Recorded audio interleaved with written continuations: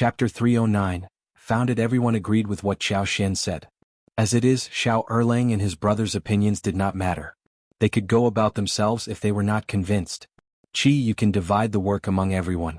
There are many yams over there, we can get some and roast one rooster for lunch. Okay, fifth sister-in-law. Hearing that they had one wild rooster to eat for lunch, Shao Erlang and Xiao Xilang were delighted. They had not eaten a wild rooster for ages.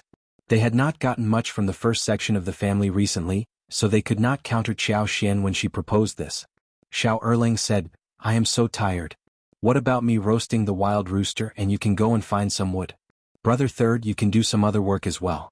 Xiao Xian said straightforwardly, second cousin, Qi is familiar with the mountains and it depends on him as to what we should do. We agreed on this, right? Qi should do the roasting and he is really good at it. Everyone from the first section of the family chuckled and nodded in agreement. You are the best chef here, everyone said so inwardly. But they did not say that out loud. After all, they did not want her to cook for people outside the family. Xiao Xiaoqi said, second cousin, I can roast the rooster and fourth cousin goes to find the wood, whilst you and third brother can find yams over there. I and Tao Tao will wash and peel the rooster. Shao Erlang could not counter him but Xiao Xilang asked, what about fifth sister-in-law and fifth brother? Xiao Xiaoqi replied with confidence. Fifth brother is cultivated talent, and fifth sister-in-law is a noble lady. They don't need to do anything. Third sister-in-law can help with starting the fire. Yang Xiaoni nodded with a smile. I can do that, no problem. The others agreed. Xiao Sanlang and Xiao Erlang went to get the yams whilst Xiao Xilang had no choice but to grab the wood. Xiao Xian and Xiao Yunduan were both on the verge of laughing. Qi was so kind and he made them feel so warm in their hearts. Xiao Xian smiled at Xiao Yunduan. Let's go and take a look, see what wild fruits there are. Xiao Yunduan followed her into the mountains. Did you find anything? Xiao Yunduan asked with a small voice. Startled, Xiao Xian smiled and blinked. You are smart. I just ran into 2 Ganodermas, so let's go and pick them. Let's do that. Soon they found the 2 Ganodermas, which were bigger than the palm of a man. The special scent brought their spirit up. The surface was complete, the color was black blended with purple, straight in the stem looking quite mystic. How beautiful! Xiao Xian could not help but praise the 2 pieces. She felt like not giving them away. However, these could not be put into space since Xiao Yunduan already saw it. Then they could be given to Yuezheng Shao and Xie Jingrong respectively. The 2 of them picked up the plants and wrapped them up with gauze as well as a large patch of leaves, putting them carefully into the basket. As for the wild fruits, they saw a few persimmon trees and wild grapes that climbed up the canopy of the tall trees, but they were not yet ripe. They ate something for lunch, took a nap and then got up. They became quite lazy after lunch and soon they headed back home. Chapter 310, Superpower. In the afternoon, Xiao Xiaoqi got 2 roosters and 3 pigeon-sized grouses, nothing more. Seeing the shadow in the forest became larger, they realized that it was time to go back home.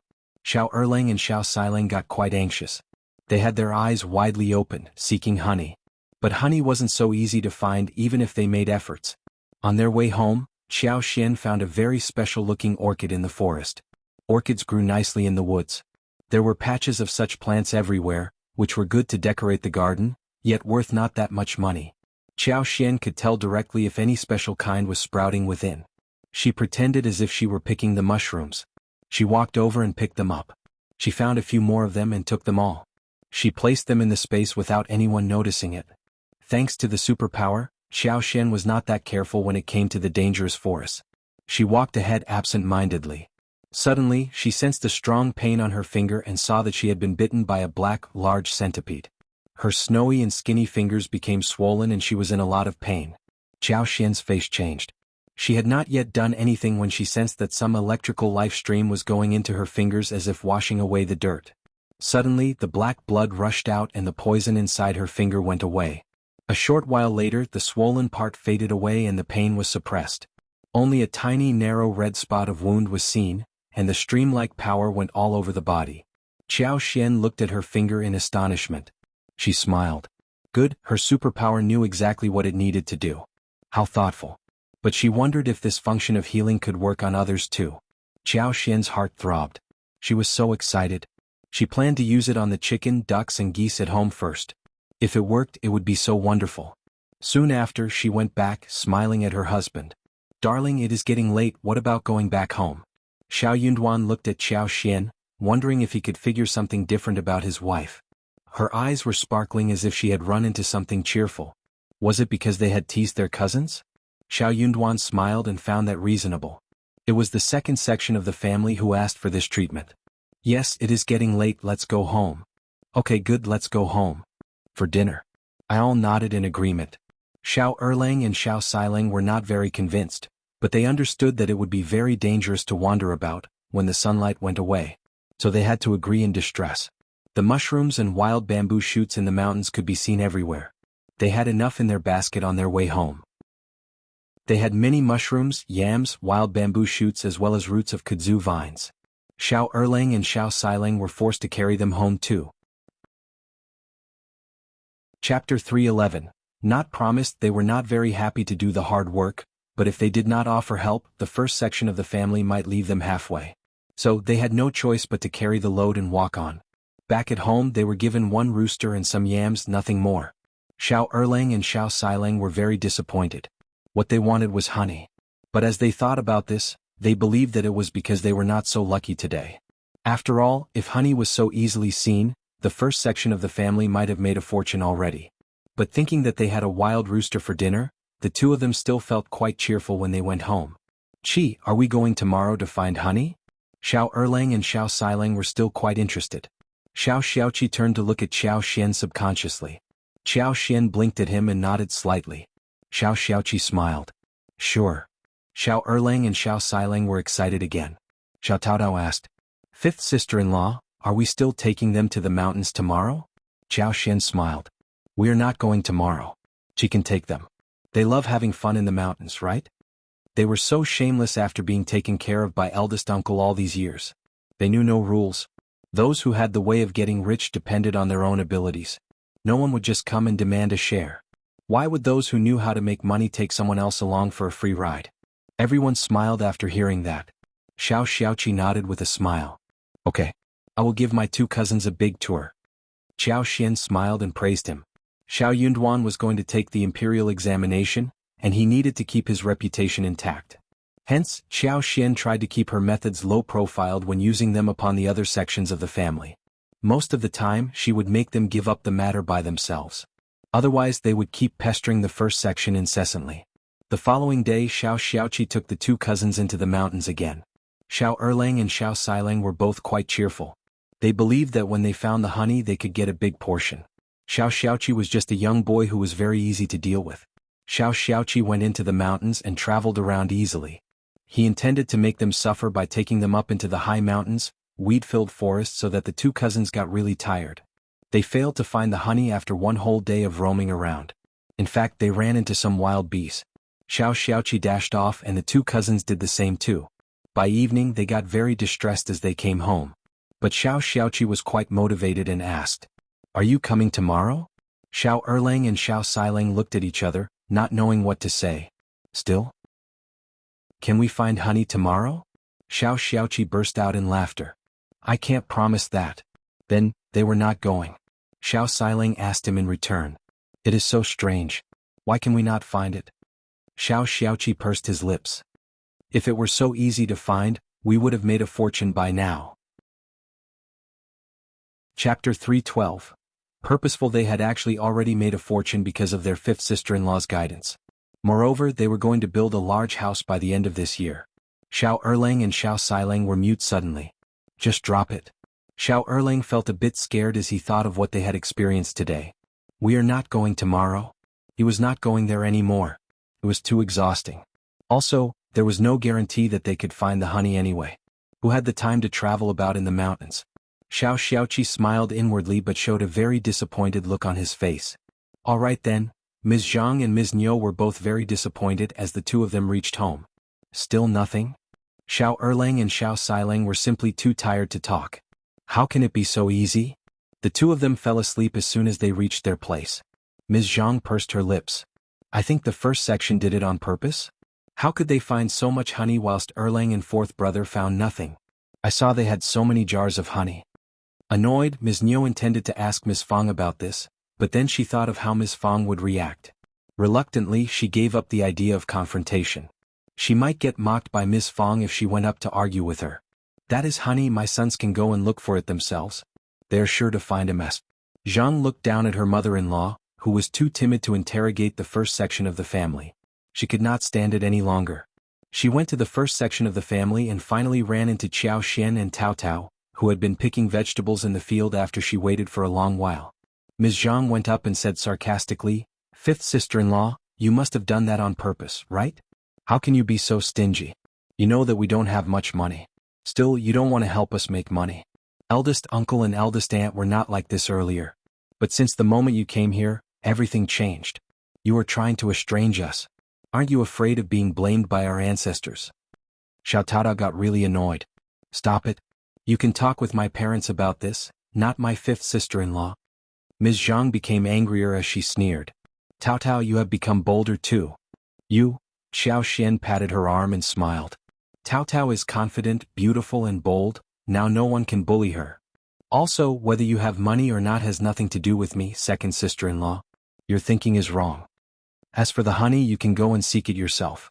That is the same mountain we go to. No one is stopping you. It all depends on luck.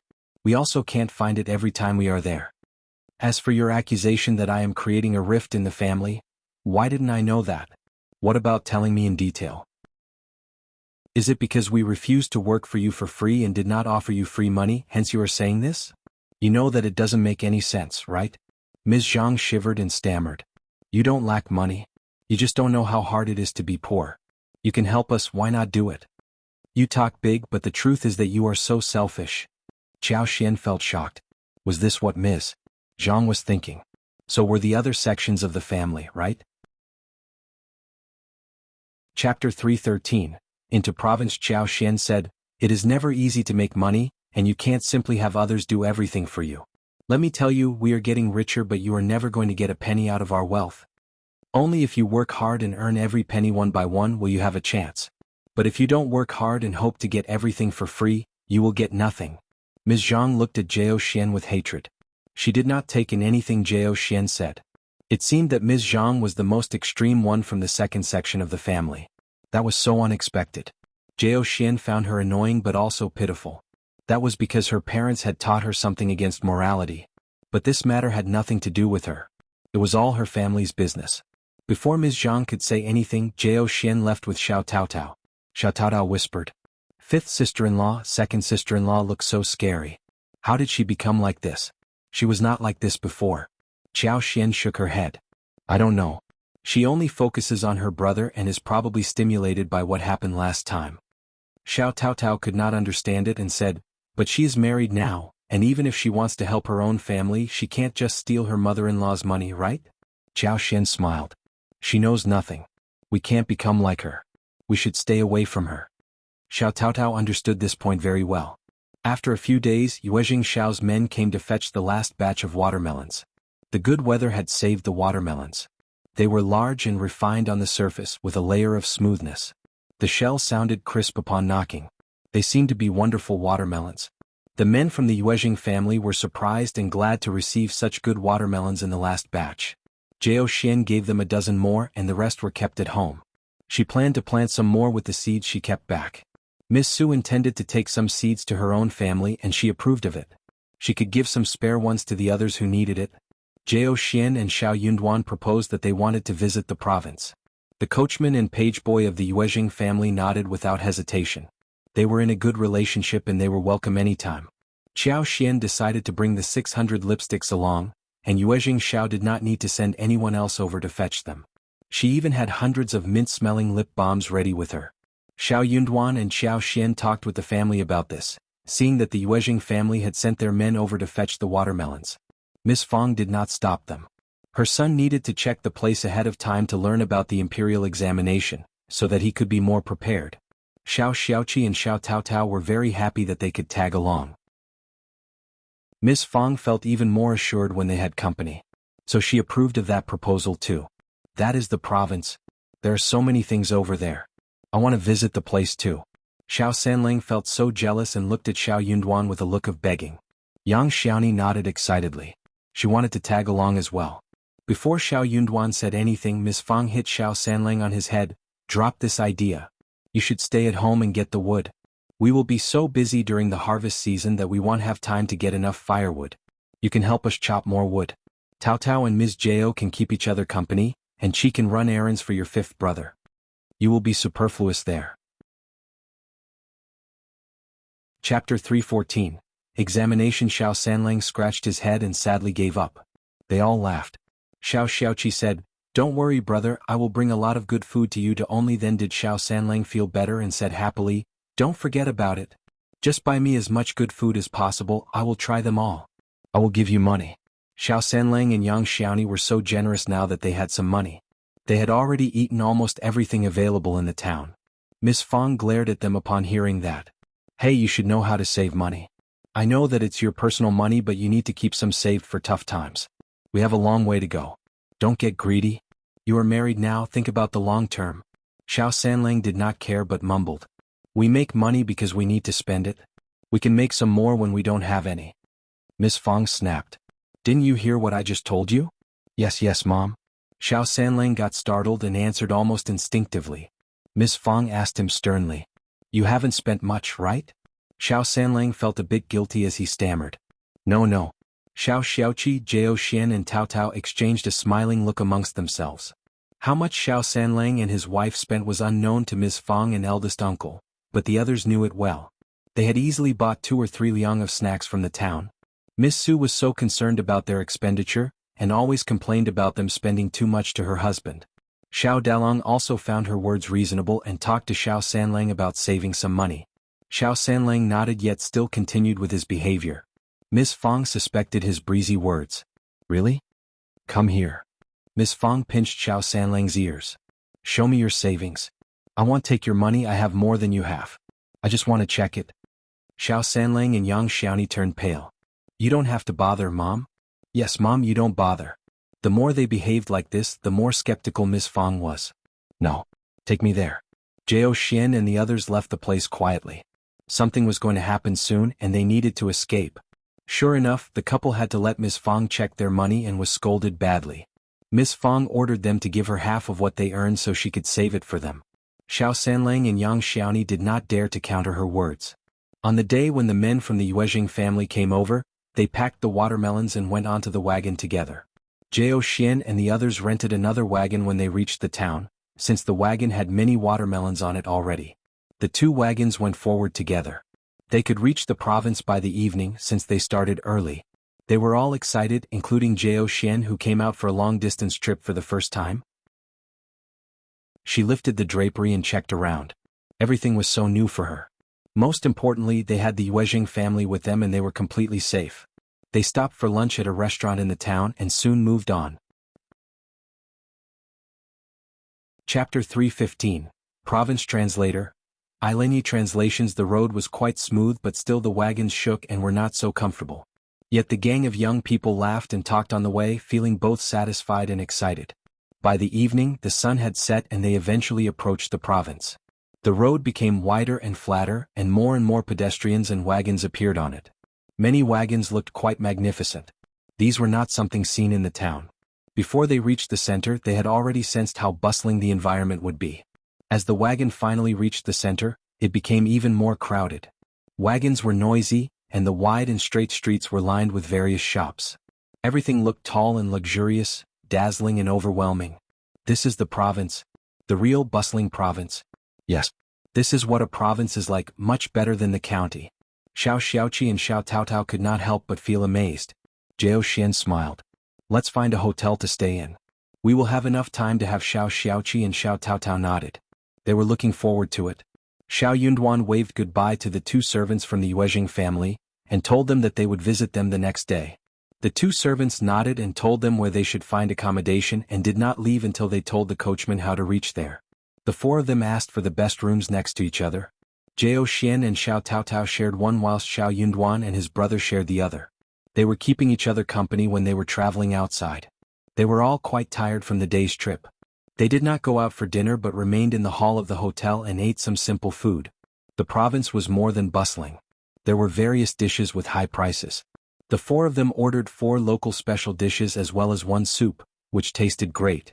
Especially the dish, which consisted of sweet and sour fish. The sweet and sour sauce was very well adjusted, and the taste was moderate as it was poured on the fish. The white and tender fish was soaked in the juice, the sweet and sour taste was tangy, and it made people feel like devouring it. After dinner, the day fell, yet it was still quite lively on the street. The stores on both sides of the streets had lanterns lit up, and the light shone through. Xiao Xiaoqi and Xiao Taotao had never seen such a busy city under the moon, so they really wanted to have a look around. Xiao Yunduan did not dare to release them. So he said, "We can go back to the room for a break. When we ask more about where we can go, we will explore the place." Xiao Xiaoqi and Xiao Taotao agreed. However, they had just returned to the room when Yuezheng Shao came with his two servants, namely Chu Shan and Chu Shi.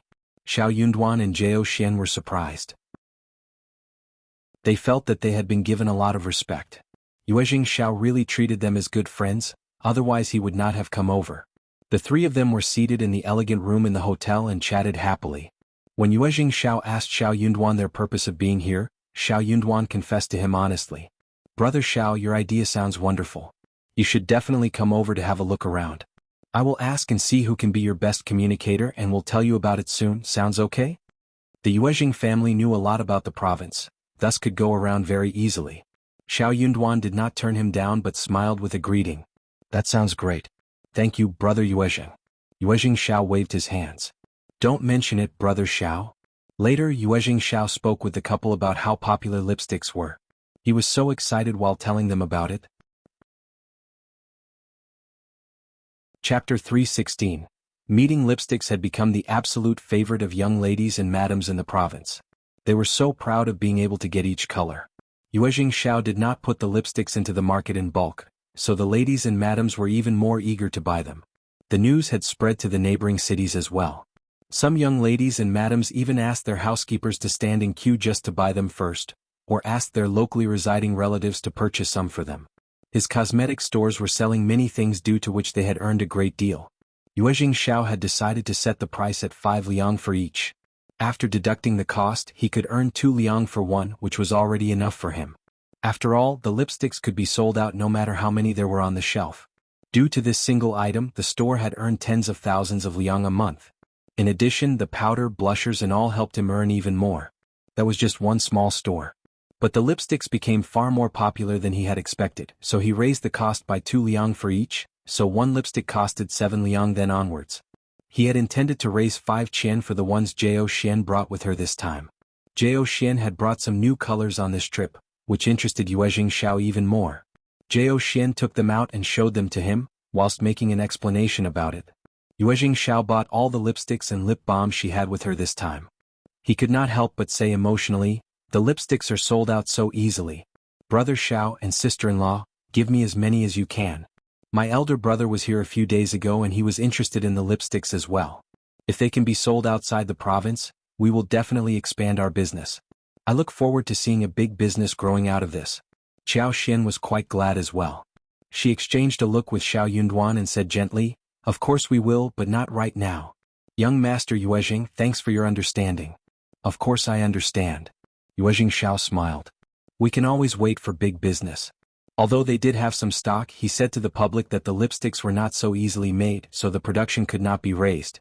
That was why everyone was waiting expectantly. In the province, the Yuezheng family was the top in the business area, so no one dared to set them up, nor was there anyone who dared to suppress them.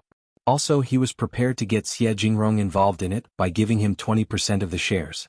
Due to the existence of the young master of the Xia family, no one would dare to touch this business. Soon Yuezheng Shao waved them goodbye. He told them that he was going to open a huge banquet for them, and they would come with a wagon. Jingrong would be asked to join them so they could save time instead of going to visit them at the door. Qiao Xian and Xiao Yunduan were both smart people, so they nodded and saw them off politely.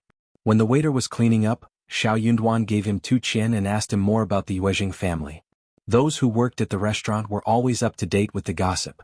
The waiter, who received money and liked talking, started to say it all out. The couple were not surprised to hear that there was chaos in the Yuezheng family, which was noble and big. The waiter might not be telling the entire truth, but the big picture was definitely right. Chapter 317. Unexpected guest. No wonder Yuezheng Shao told them not to pay a visit to his house. It seemed that the second section of the family was quite tricky too. It would be annoying if they were discovered. The following morning the four of them did not eat breakfast at the hotel, but learned from the waiter that they could find some local snacks on the street. The waiter, who had shared the information and got the bonus from them, felt much closer to them. He answered their questions and acted really passionately. There were all kinds of snacks on the street and you could see different varieties of food there. There were various kinds of soup noodles, porridge, sugar cakes, rice cakes, plum cakes, steamed buns with various fillings, biscuits, burritos, etc. The four people bought a lot of them. Even though the quantity was not much, they were already very full after roaming around one street. It was a bustling place filled with liveliness and stuff. Jiao Xian paid enough attention and found that there were no sugar water stores. If she could open some sugar water stores, maybe a chain of them, she could earn a great deal. She could make some simple ones such as kelp and mung bean paste, sour plum soup, jelly pudding, taro ball sago, red bean sago, bean curd, various new fruits and jelly, sago, lily, peanuts, lotus seeds, milk and other combinations. These all had unique tastes. But the sugar water snacks could be copied very easily. If they wanted to do well, they would need to make sure that it tastes well. Also, multiple stores would need to be opened at one go so that the money could roll in. Otherwise people would soon copy and take a chunk of their profits. One store would guarantee their livelihood. But Jiao Xian was not satisfied by just opening one store. She bore this idea in her mind and decided to do it in the future. She could do some preparations now, like she could ask the Yuezheng family to look for the sources of sago. At lunchtime the wagon from the Yuezheng family came to pick them up. Jiao Xian took along the Ganoderma and China root which she had brought along as greeting gifts for Yuezheng Shao and Jingrong as well. They did not carry the lipsticks with them because Yuezheng Shao would come to fetch them later and they could talk about tea leaves at that time. The Yuezheng family had a restaurant in the city and it was very lively there. But Yuezheng Shao did not take them there. Instead they found a private room at the restaurant which was quite a famous eatery. He ordered the most popular dishes such as cherry meat, 3 sets of duck and wensi tofu. When Chu Shan brought the guests over, Yuezheng Shao and Jingrong were already there. They greeted each other politely. Shao Yunduan gave them the presents, and Yuezheng Shao and Jingrong thanked them and accepted them. Shao Xiaoqi and Shao Taotao had met them before, so they felt much more open despite being a little shy. Yuezheng Shao and Jingrong were very friendly young masters. Jingrong looked distant, but Yuezheng Shao was open-minded. It was a lively lunch hour. They exchanged some thoughts about the local cultures, and Yuezheng Shao asked the page boy to inform the waiters. But before the dishes could be served, an unexpected guest arrived there. It was Yuezheng Ting and her maid Jianghu who walked in. She spotted Jingrong and smiled even more brightly. She went up and greeted them politely. Then she turned to Yuezheng Shao. "I was just standing in line for the pastry when I saw your wagon. You are here, third brother?" Chapter 318. Thoughts. Yuezheng Ting was Yuezheng Shao's cousin, the youngest daughter of the second section of the family. The two sections of the family were not on good terms with each other. Although Yuezheng Ting was just a girl, Yuezheng Shao did not think that she knew much. The first section of the family did not have any daughters, and the daughters of the second section of the family were born by his second aunt, Ms. Mi. The two girls loved to behave well in front of grandmother, especially Yuezheng Ting, who knew how to make her grandmother happy. Hence, their grandmother liked the second section of the family more and more. Therefore Yuezheng Shao tried not to get too close to this cousin of his.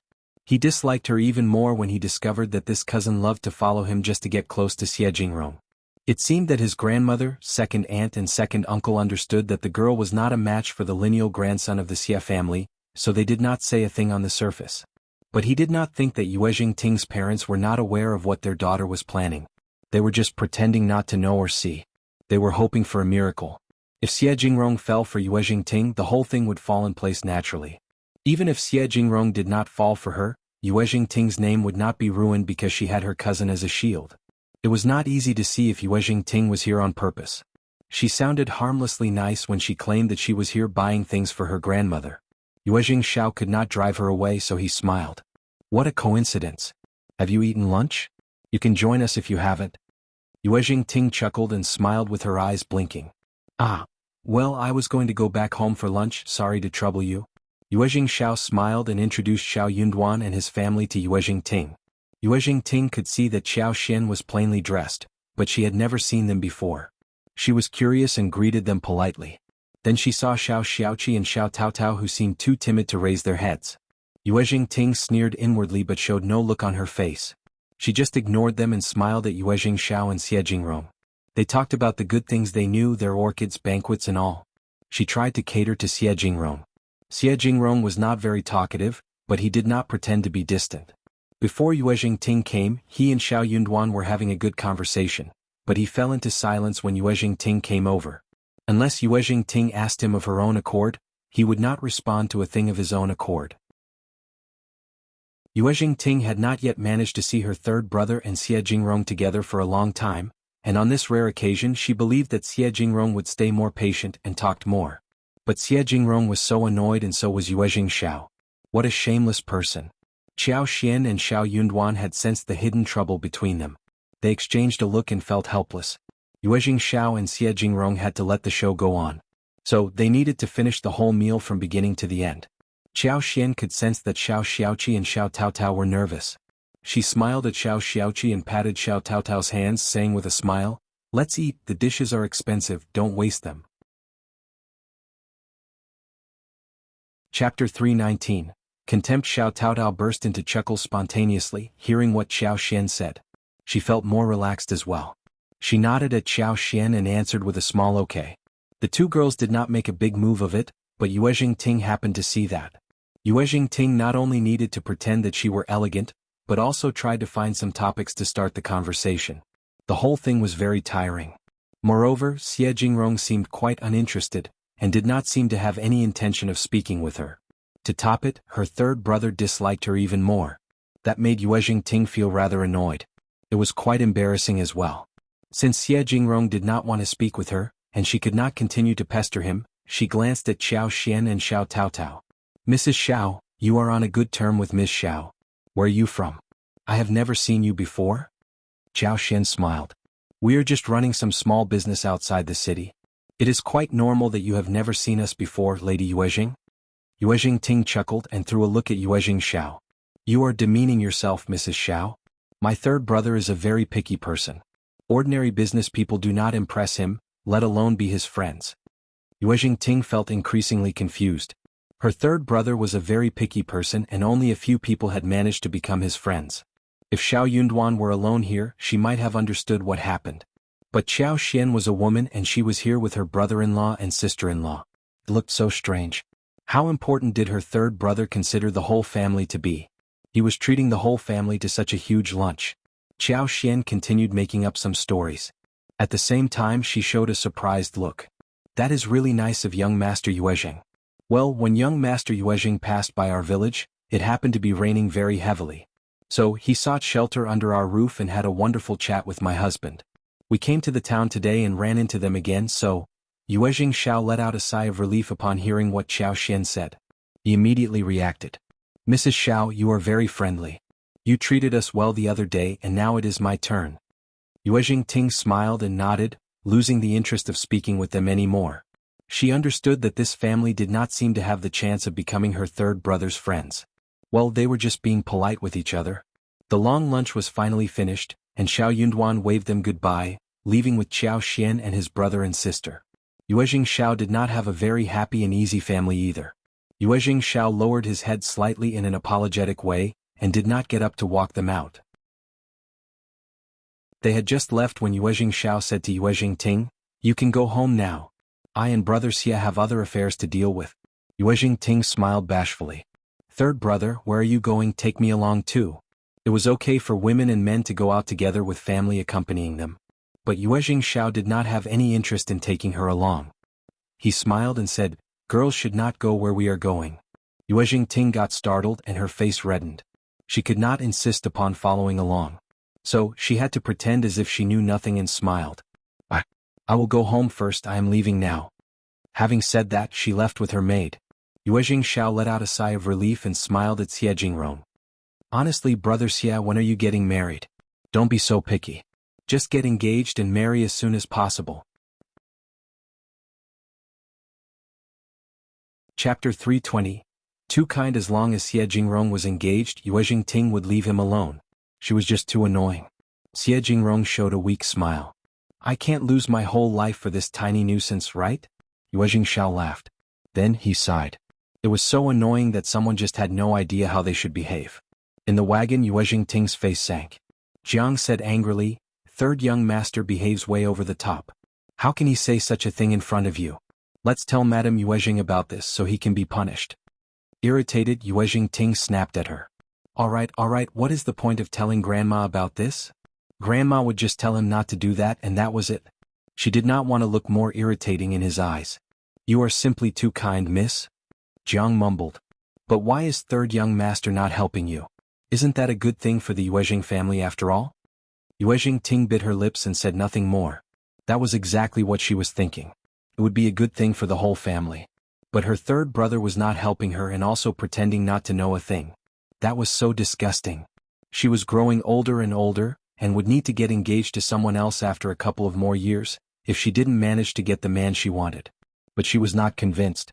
Which other family had a better groom than the lineal grandson of the Xia family in the whole province? It would be such an honor if she could marry Xia Jingrong.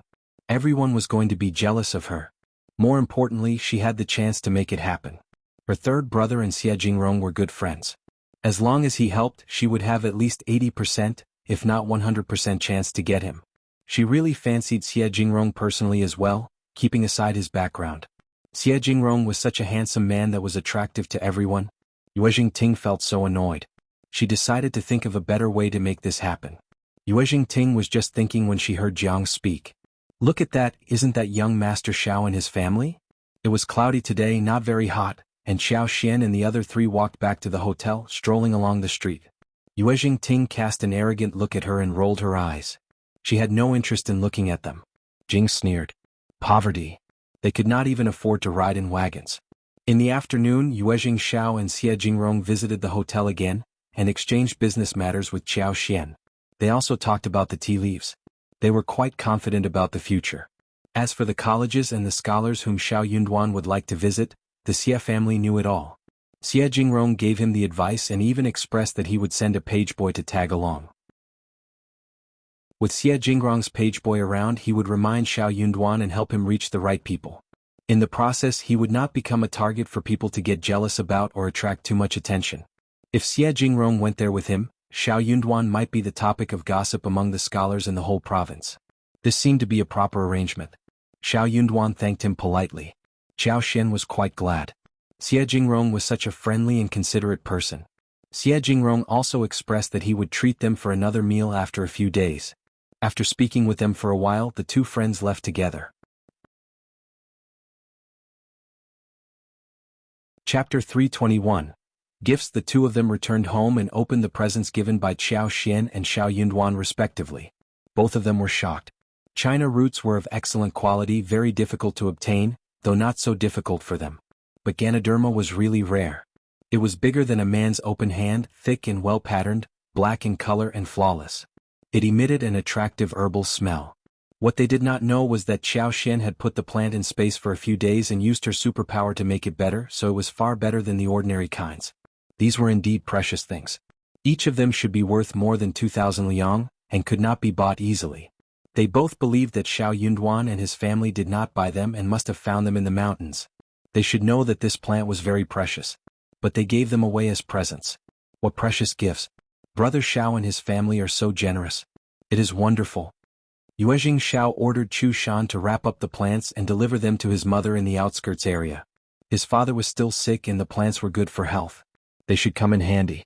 At the Xia mansion, Xia Jingrong was so shocked when seeing the presents. He promptly had them delivered to his grandmother.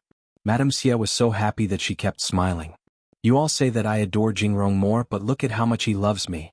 He found me the best Chinese fleece flower root and now this. These two are really rarely seen herbs. Jingrong must have spent a lot of effort to find them. I adore him deeply and no one should crib about it. People present there smiled and spoke highly of Xia Jingrong. Xia Jingrong's cousins got so jealous but stayed mum. They had tried to find Chinese fleece flower root but couldn't find it. They had offered some rare plants to the grandmother, but never found such a great-looking one before. It was just Xia Jingrong's luck. Xia Jingrong's page boy kept Shao Yunduan company at the academic events, whilst Shao Xiaoqi and Shao Taotao as well as Xiao Xian rented a wagon and traveled around the province every day. Xiao Xian had asked Shao Xiaoqi to accompany Shao Yunduan.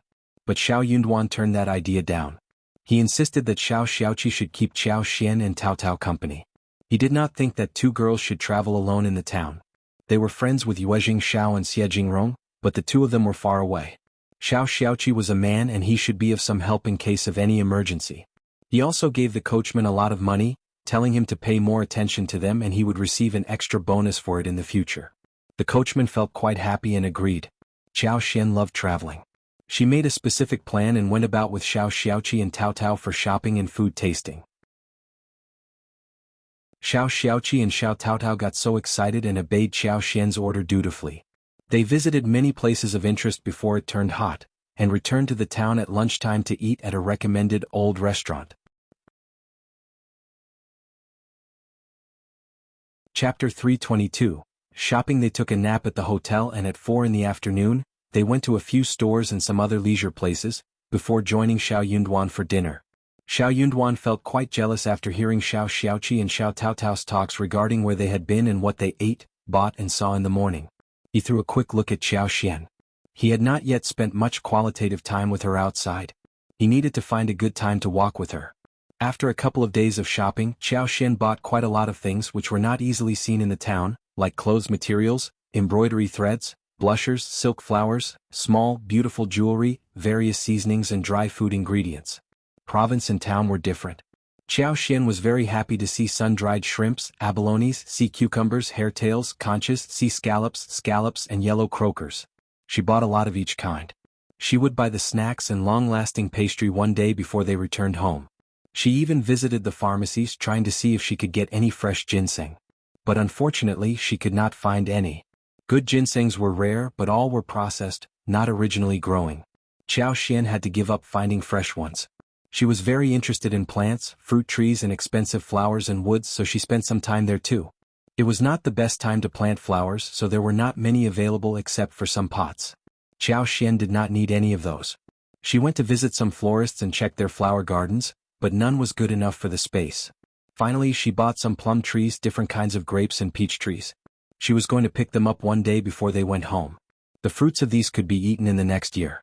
After a few days in a row, Xiao Yunduan had visited the places he needed to and met those whom he had to meet.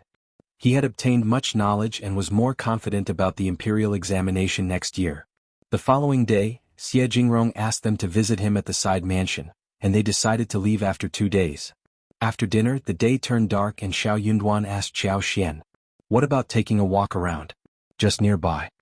There was a river passing through the city nearby. Willows and peach trees were planted along the riverside. The area along the riverside was also a famous local food street. There were countless shops, large and small, lively at night. Especially in summer, many catering shops liked to put long tables and stools on the wide venue at the entrance. There were countless diners and the restaurant was spacious and cool. The fragrance was permeating, which was particularly appealing. In the past few days they had visited a lot of places during the day. At night, after dinner, everyone had no energy to go out again. Therefore, though they knew about such a place and yearned for it, they didn't visit it. Now they wanted to have a last walk around the area. Xiao was quite interested in seeing the night town in the ancient city. So she said, "Okay, I heard that it is very lively along the river." Xiao Yunduan nodded and looked gentle. "Let's go. What about fetching Tao and Qi?" "Well," Xiao Yunduan sounded indifferent. "They are already there." He had already looked into it and believed that it was very safe with many people there. He instructed Qi and Tao not to stay close to the small alleyway or come home too late, thus letting them go alone. Chapter 323. Hand in hand both of them were so happy and went out ages ago. They just could not wait to walk around at night. Xiao smiled. They were nagging about this and they could not wait. "Let's go as well." "Okay." Qi and Tao were not too young anymore and Xiao was not very worried about their safety. Most people in the world were trying to live in peace. There were not so many bad guys around. They walked shoulder to shoulder and moved forward with the crowd. The lights of the stores were on as they walked along the street. The lights were sparkling like stars. Under the light, people were moving about, laughing and chatting with each other. In the summer night, the wind blew from the river bank, bringing the coolness and the aroma of various food stalls, which made people feel the warmth in this world. When the two of them came to the long riverside street, the excitement and hustle and bustle seemed to be doubled. There were people tasting delicious food everywhere. Various shops or stalls were blazing with fire, and the sounds of frying, boiling and steaming were endless.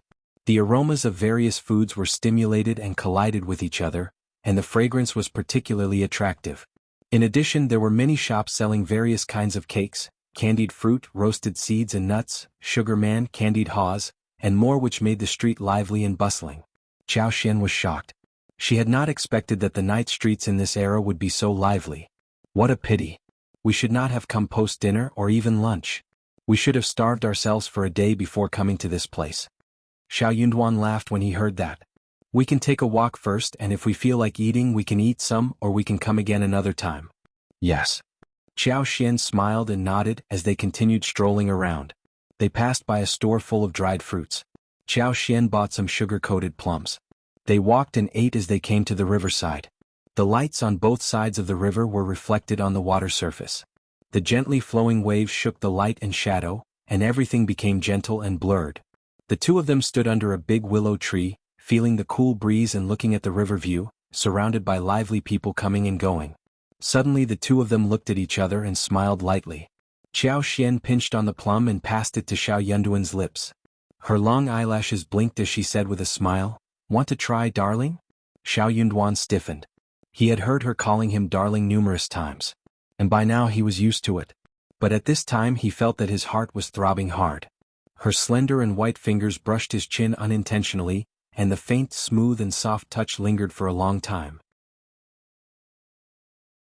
He was a little afraid to look down at her hand, let alone her smiling eyes. He lowered his eyes and said, "Yeah." Then he opened his mouth in a panic and bit the plum. Also he bit a part of her small finger too. Xiao Yunduan blushed and stiffened. He could not even start to chew the plum. Sorry. He wanted to apologize to her, but could not open his mouth and say anything. Xiao Xian had not realized what happened. But seeing him stiffen, she thought that it was because he did not like the taste of plums. She smiled. "Is it too sour? I think it is okay, you can spit it if you don't like it."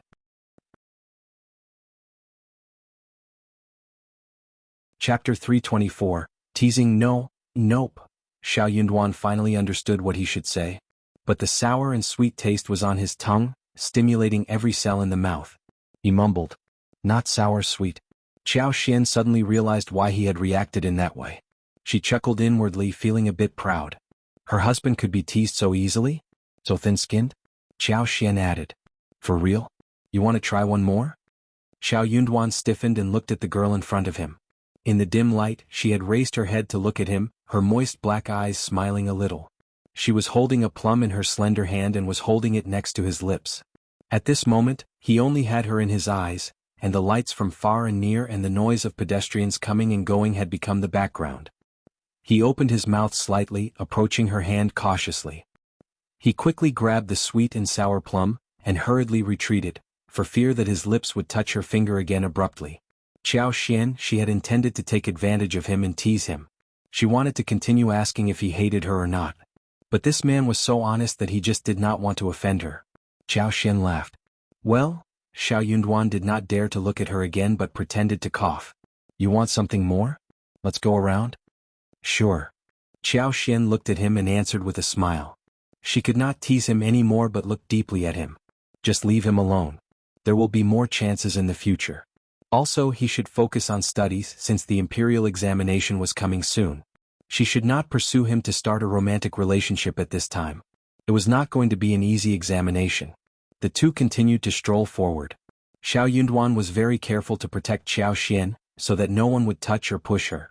What Xiao Xian saw and liked, he bought it and took the initiative to carry it and strolled down further.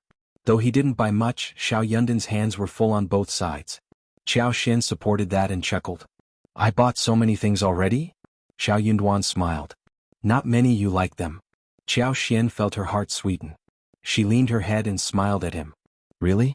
Can you give me anything I like?" Xiao Yunduan felt his heart throbbing. It felt as if her words carried a deeper meaning. He nodded without looking at her. "Of course. What if you regret it?" Xiao Xian sounded very sad. Xiao Yunduan felt his heart break after hearing that. He added, "No, never." "Really?" "Yes."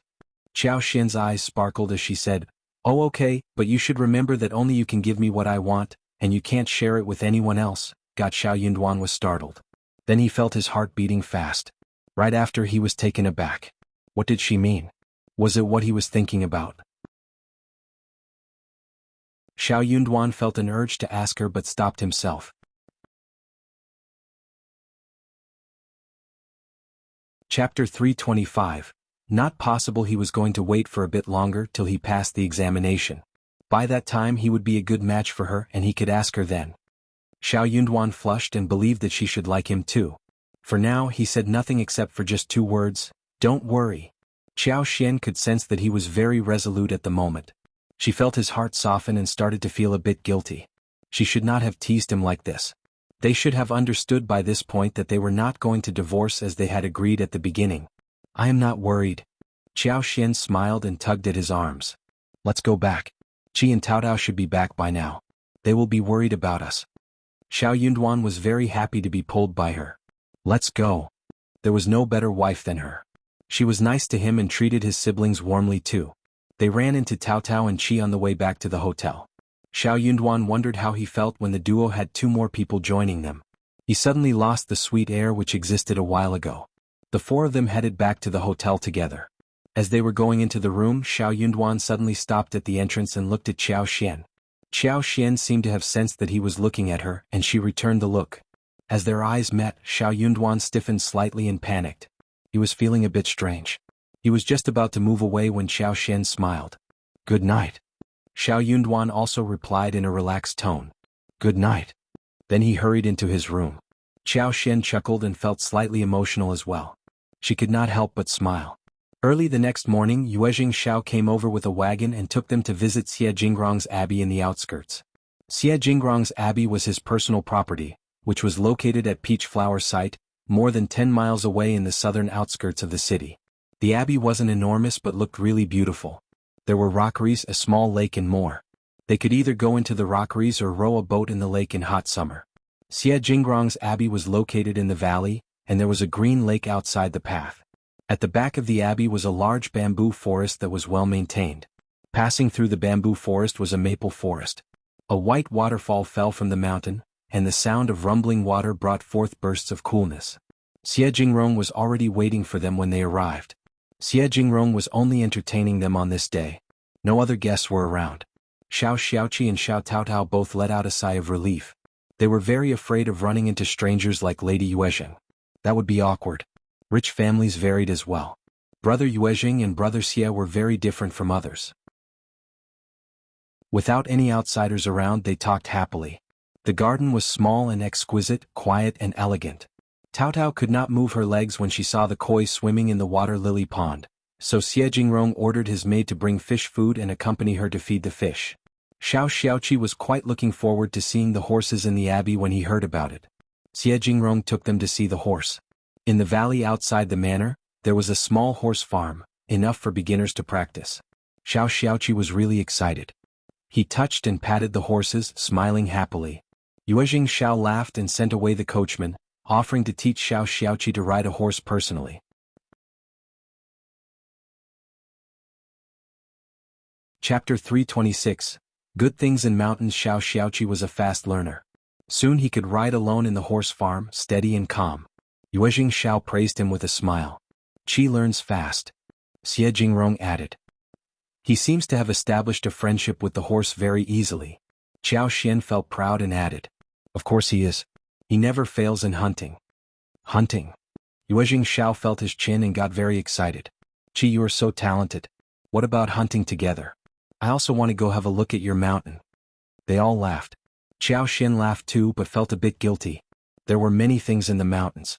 Xiao Yunduan said, "Actually hunting is a matter of luck, but there aren't many people in our village who can hunt. The mountain is full of woods and there are many prey. If you are interested, Brother Yuezheng, please come and visit us when it gets colder." Yuezheng Shao was glad to hear the offer. "It's a deal. We will definitely go over, right Brother Xie?" Xie Jingrong nodded and gave a brief smile. "Yes." Xiao Yunduan and Xiao Xian also went up on the horseback. They were not very good at riding compared to Qi. They were nervous and stiff on the back of the horse and soon Xiao Xian felt arms and legs languishing. A little while later she dismounted.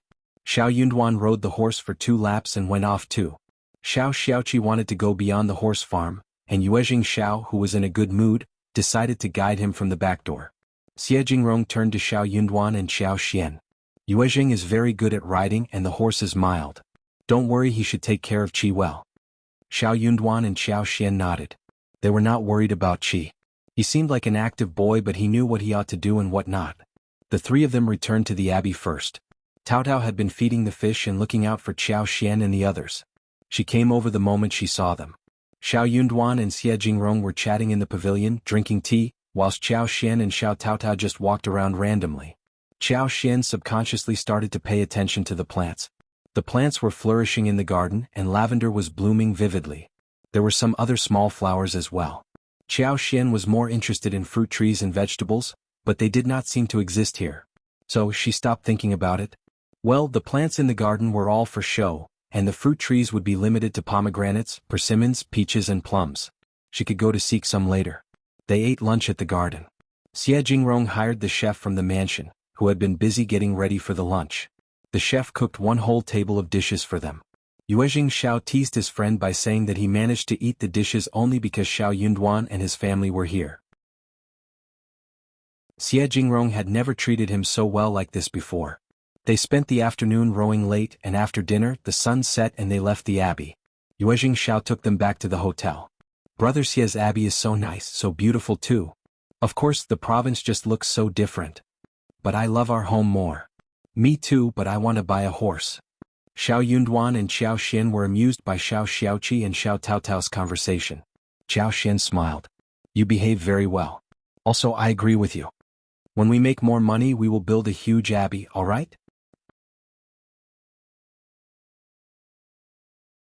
Chapter 327, For Favor, For Real? Yes. Xiao Xiaoqi and Xiao Taotao's eyes sparkled. They looked quite expectant. Yeah, it was definitely doable. They could build the abbey themselves. Of course, as long as we make enough money. We can save our money and build an abbey for ourselves. Me too. Can I raise one horse too then? Xiao Xian laughed. Everything is going to work out. You can have two if you like. But save your money and we will have an abbey sooner than later.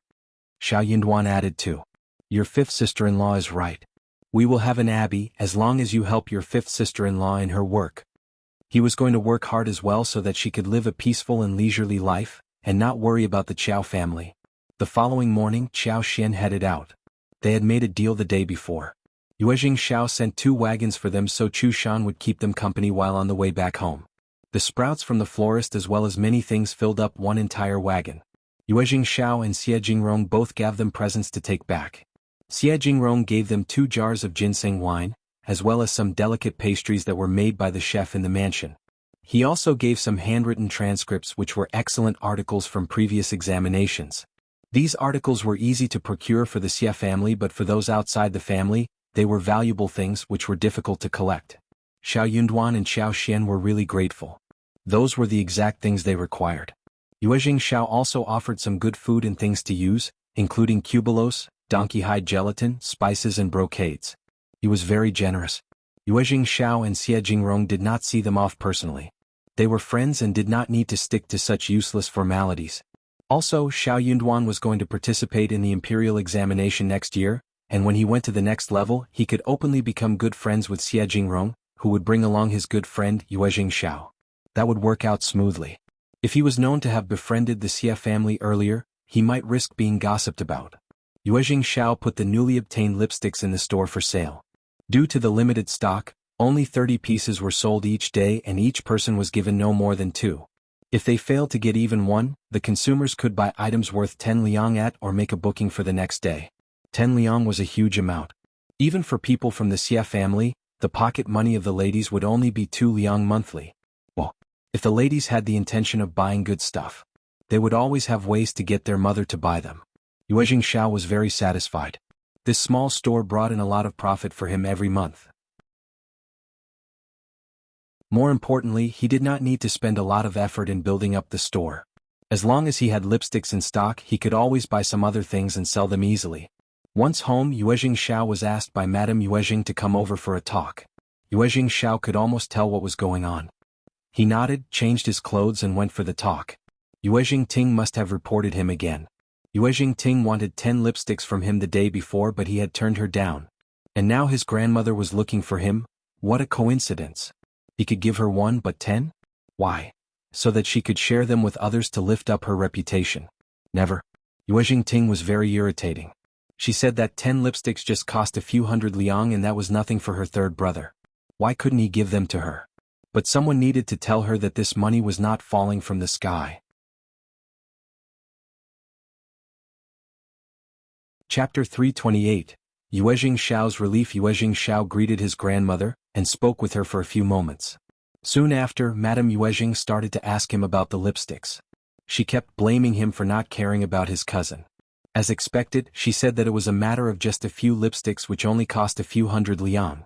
Yuezheng Xiao did not bother to listen to her carefully. He let the words go through his ears and disappear. A few hundred liang was a huge amount in any family. The Yuezheng family was really rich, but a few hundred liang was still a sizable amount. He was not going to give them to Yuezheng Ting for free just for her whim. Not even when Madame Yuezheng asked for it. However, Madame Yuezheng just mentioned this briefly instead of forcing Yuezheng Xiao to do it for Yuezheng Ting. However, that was not it. Madame Yuezheng did not continue with it but suddenly added, "We have manned business affairs in our family, and Vu can help with our family business as well.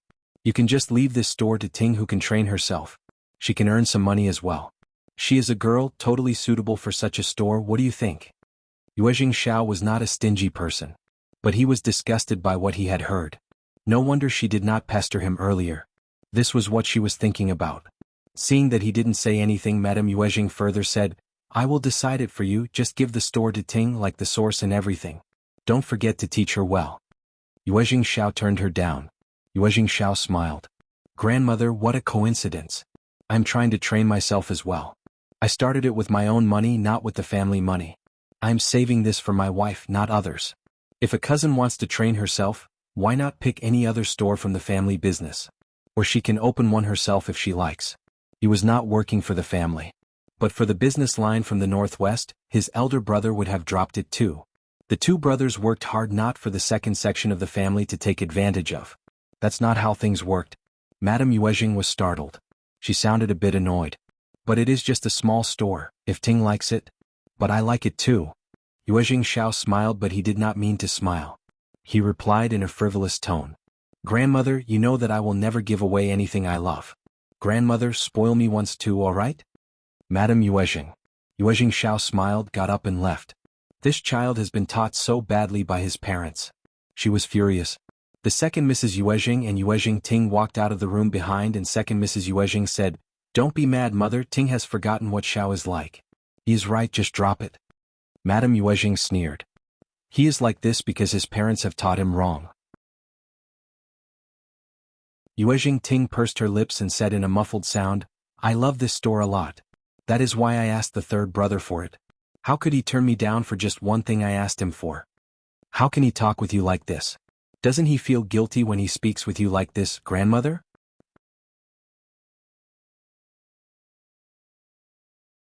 Chapter 329. Pretense. Madame Yuezheng became even more annoyed. She sneered. "He doesn't think of me as his grandmother at all." Second Mrs. Yuezheng smiled. "It is fine, Mom. Xiao loves you, but he is just fickle because he is a young man. He can be confused sometimes. Ting, talk with your grandmother and I will check in the kitchen. Mom, you are going to be served delicious food consisting of longan with duck soup. I have to stay by the fireplace and watch it carefully." Only now did Madame Yuezheng feel happier. She smiled emotionally. "You love me the most."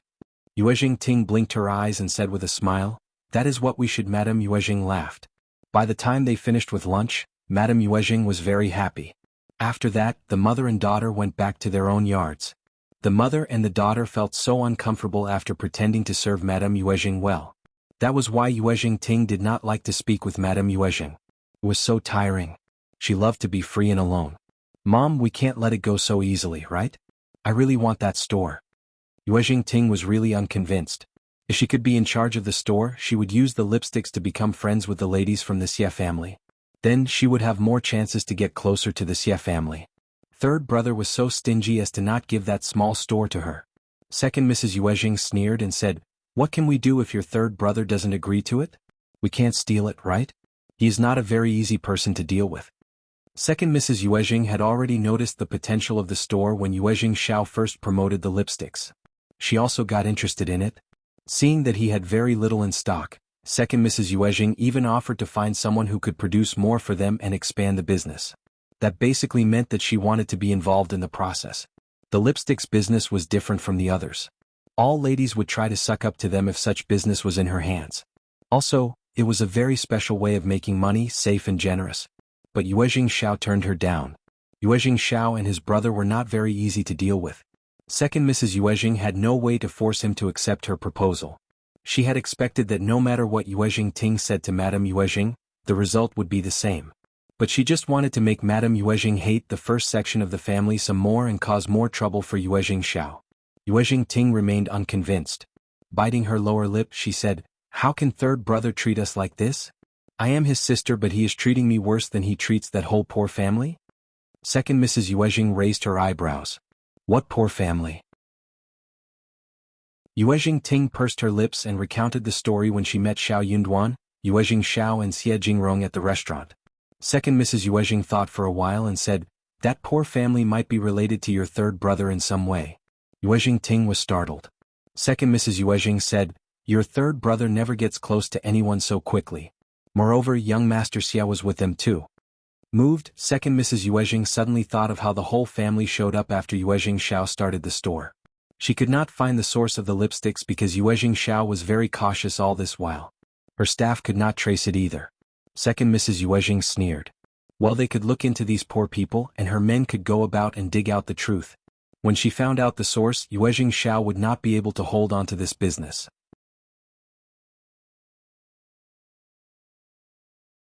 Chapter 330.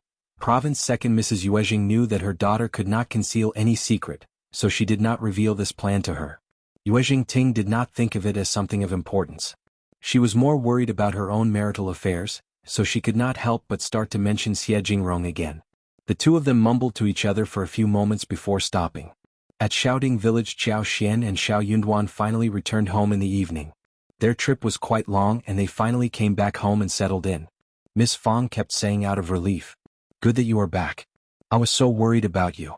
I was scared that you would be bullied or have no place to go to. I was just too stressed. Good that you are finally back." They heard her words and burst into laughter. Xiao Xian felt her heart become warm. She smiled. "Mom, we are no longer little children. We can take good care of ourselves. Also, we went to the province, not somewhere dangerous. No one would bully us there." "Yes, yes." Xiao Xiaoqi said. "Brother Yuezheng and Brother Xie were there too. It was so much fun." Miss Fang glared at him. "You only know how to play." Tao Tao suddenly held back her own words when she saw her mother's reaction. She stuck out her tongue. Xiao Xian and Tao Tao had sorted the things on their way home, and it was easy for them to arrange them. The ingredients were all stored in the empty wing room. The gifts for each person were put in packages and given out directly. The brocades and other things given by Yuezheng Xiao as well as those given by Xie Jingrong were all put away by Xiao Xian in her own room. She gave the snacks to others and shared them with Miss Fang. The Xie family, which was a noble family, had given very exquisite and small pastries. There were various flower-shaped red bean cakes, mung bean cakes, sweet-scented osmanthus cakes, lotus cakes shaped like lotus flowers, transparent and beautiful crystal cakes, as well as jujube mud cakes, hawthorn cakes, chestnut cakes, fried sugar balls, sugar lotus seeds, etc. They looked good and tasted even better. Everything looked so good and people spoke highly of them. They were even hesitant to swallow them down. They also bought some stuff for the second and third section of the family. Those were cheap things but looked good. They should be enough for them. No one wanted to deliver the stuff to them though. Miss Fang asked eldest uncle to do the needful, who in turn delegated it to Tao Tao. Tao Tao dodged it and the others pretended that they had not seen a thing. Eldest uncle had no choice but to go there alone. They all knew about Shao Yunduan and their visit to the province, and felt very complicated in heart. The first section of the family got so lucky that they had a different life after Xiao Xian married into the family. That was the province they went to. Not many people from the village even went to the town. The first section of the family in the past could never have done a thing like this. Eldest uncle delivered the things and Ms. Niu and second uncle were both quite happy. They were no longer as wild as in the past. Ms. Niu knew that they could only wait for Ms. Fang to give them stuff. Ms. Zhang looked at her smiling in-laws and got annoyed. The first section of the family would rather go to province to splurge their money than loan a few liang to her.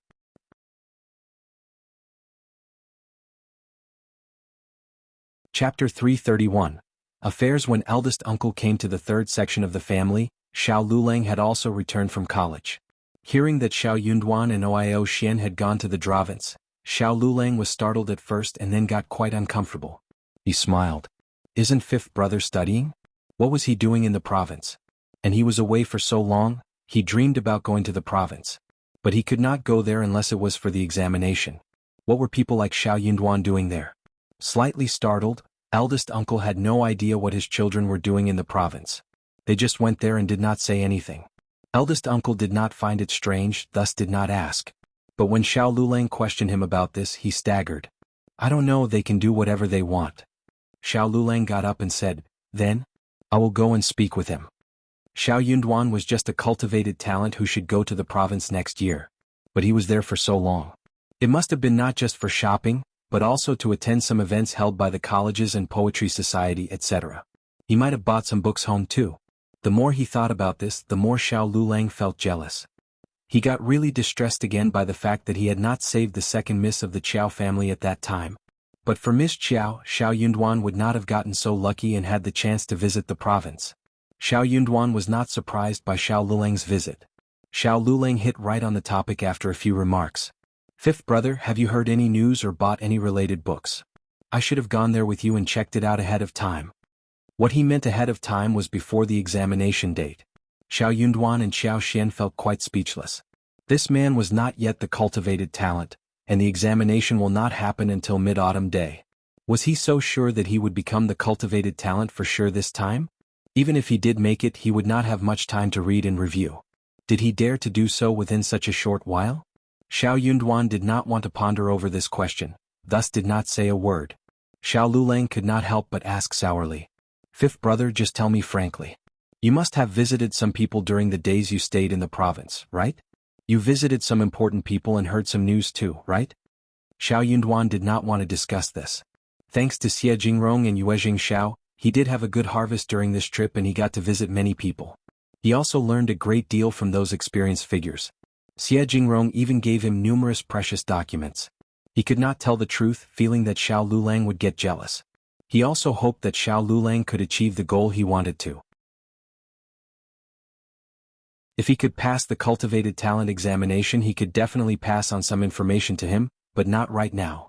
It was not very easy to meet those people, Xiao Yunduan replied vaguely. Xiao Liulang felt much more comfortable and showed a smile on his distressed face. He took it for granted that Xiao Yunduan had failed to visit the scholars there, though he intended to.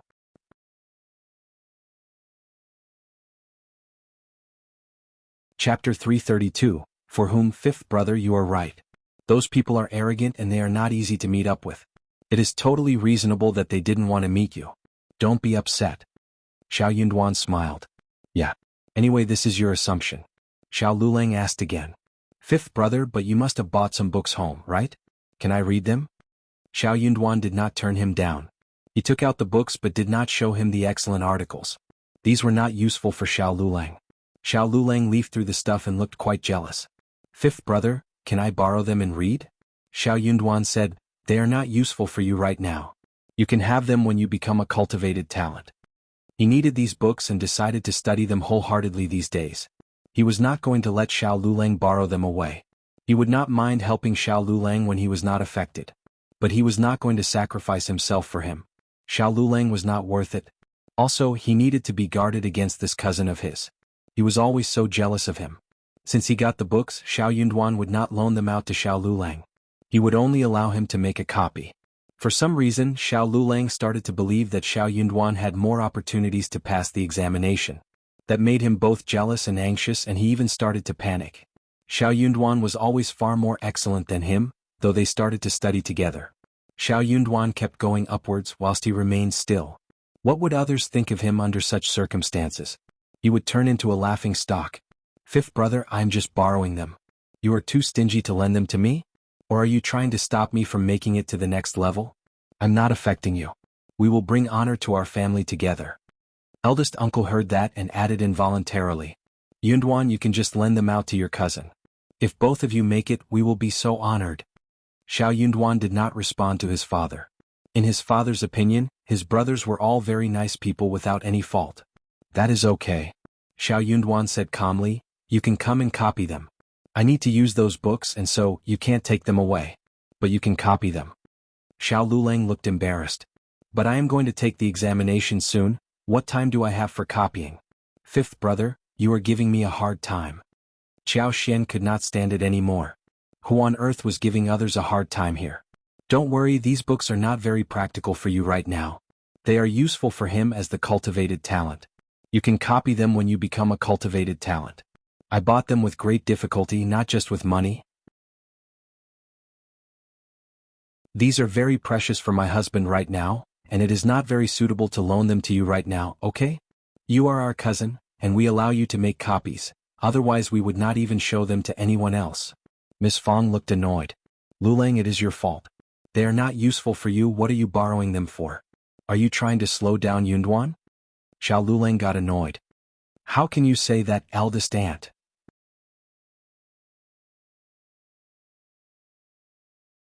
Chapter 333. Unexpected ginseng. Miss Fong sneered. Then you don't have to do so. Xiao Liulang got annoyed and got up. Okay then. Xiao Liulang left and Miss Fong said to Xiao Yunduan, just ignore him.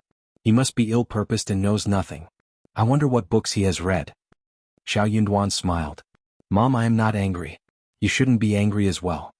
He glanced at Xiao Xian and they looked at each other. Xiao Xian smiled. I am not angry either. Xiao Yunduan chuckled and nodded. Eldest uncle opened his mouth and suddenly, he felt that he was not a part of the conversation. He said with a muffled sound, Yunduan, you can help your cousin. If both of you make it, it is an honor to our family.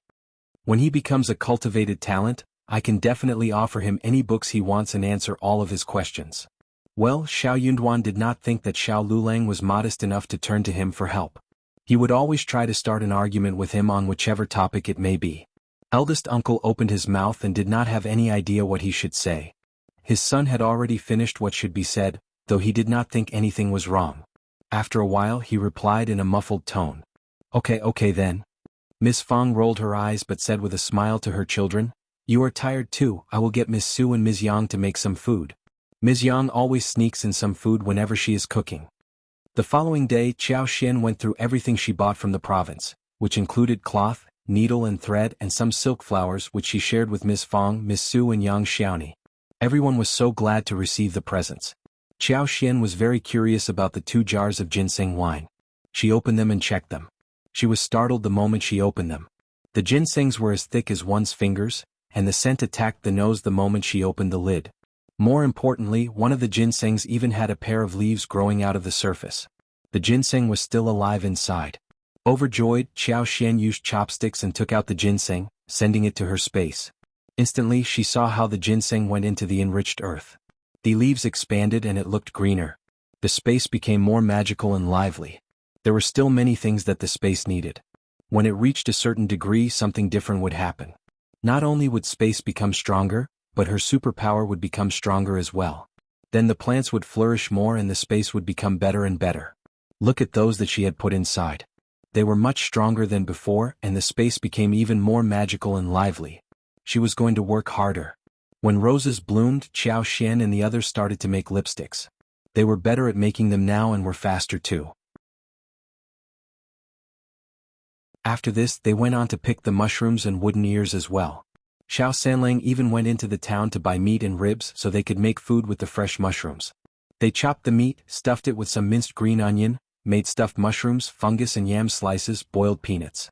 They also grilled pork ribs with mushrooms and fried cabbage with mushrooms and scallops.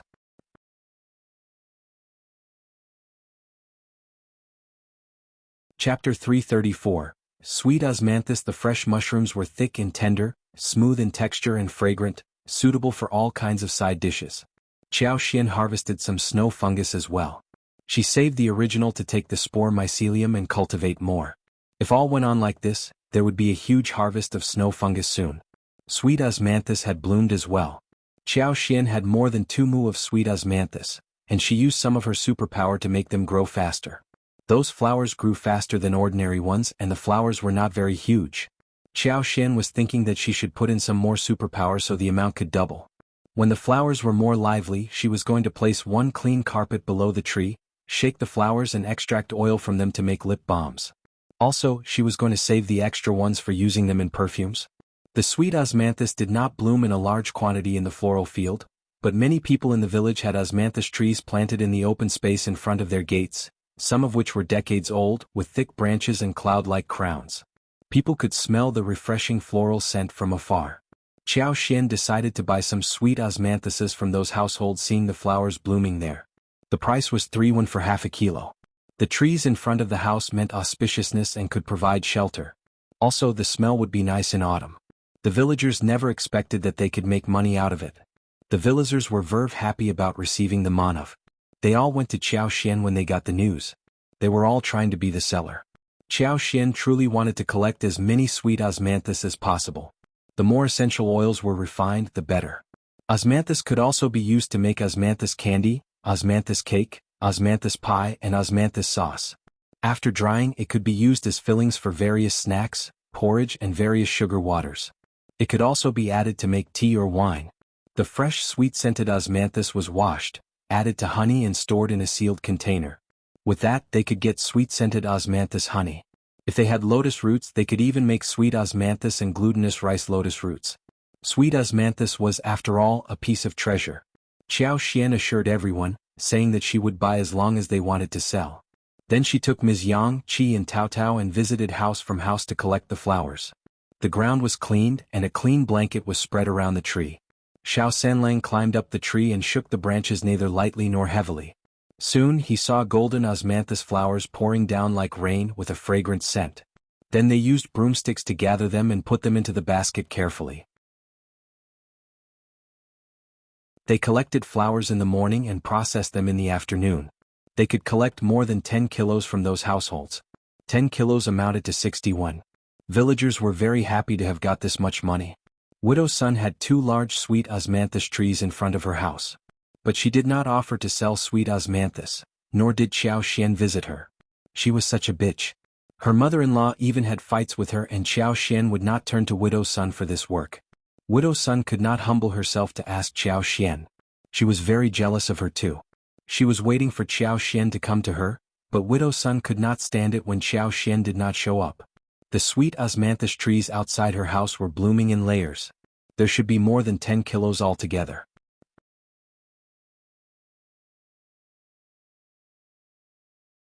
Chapter 335.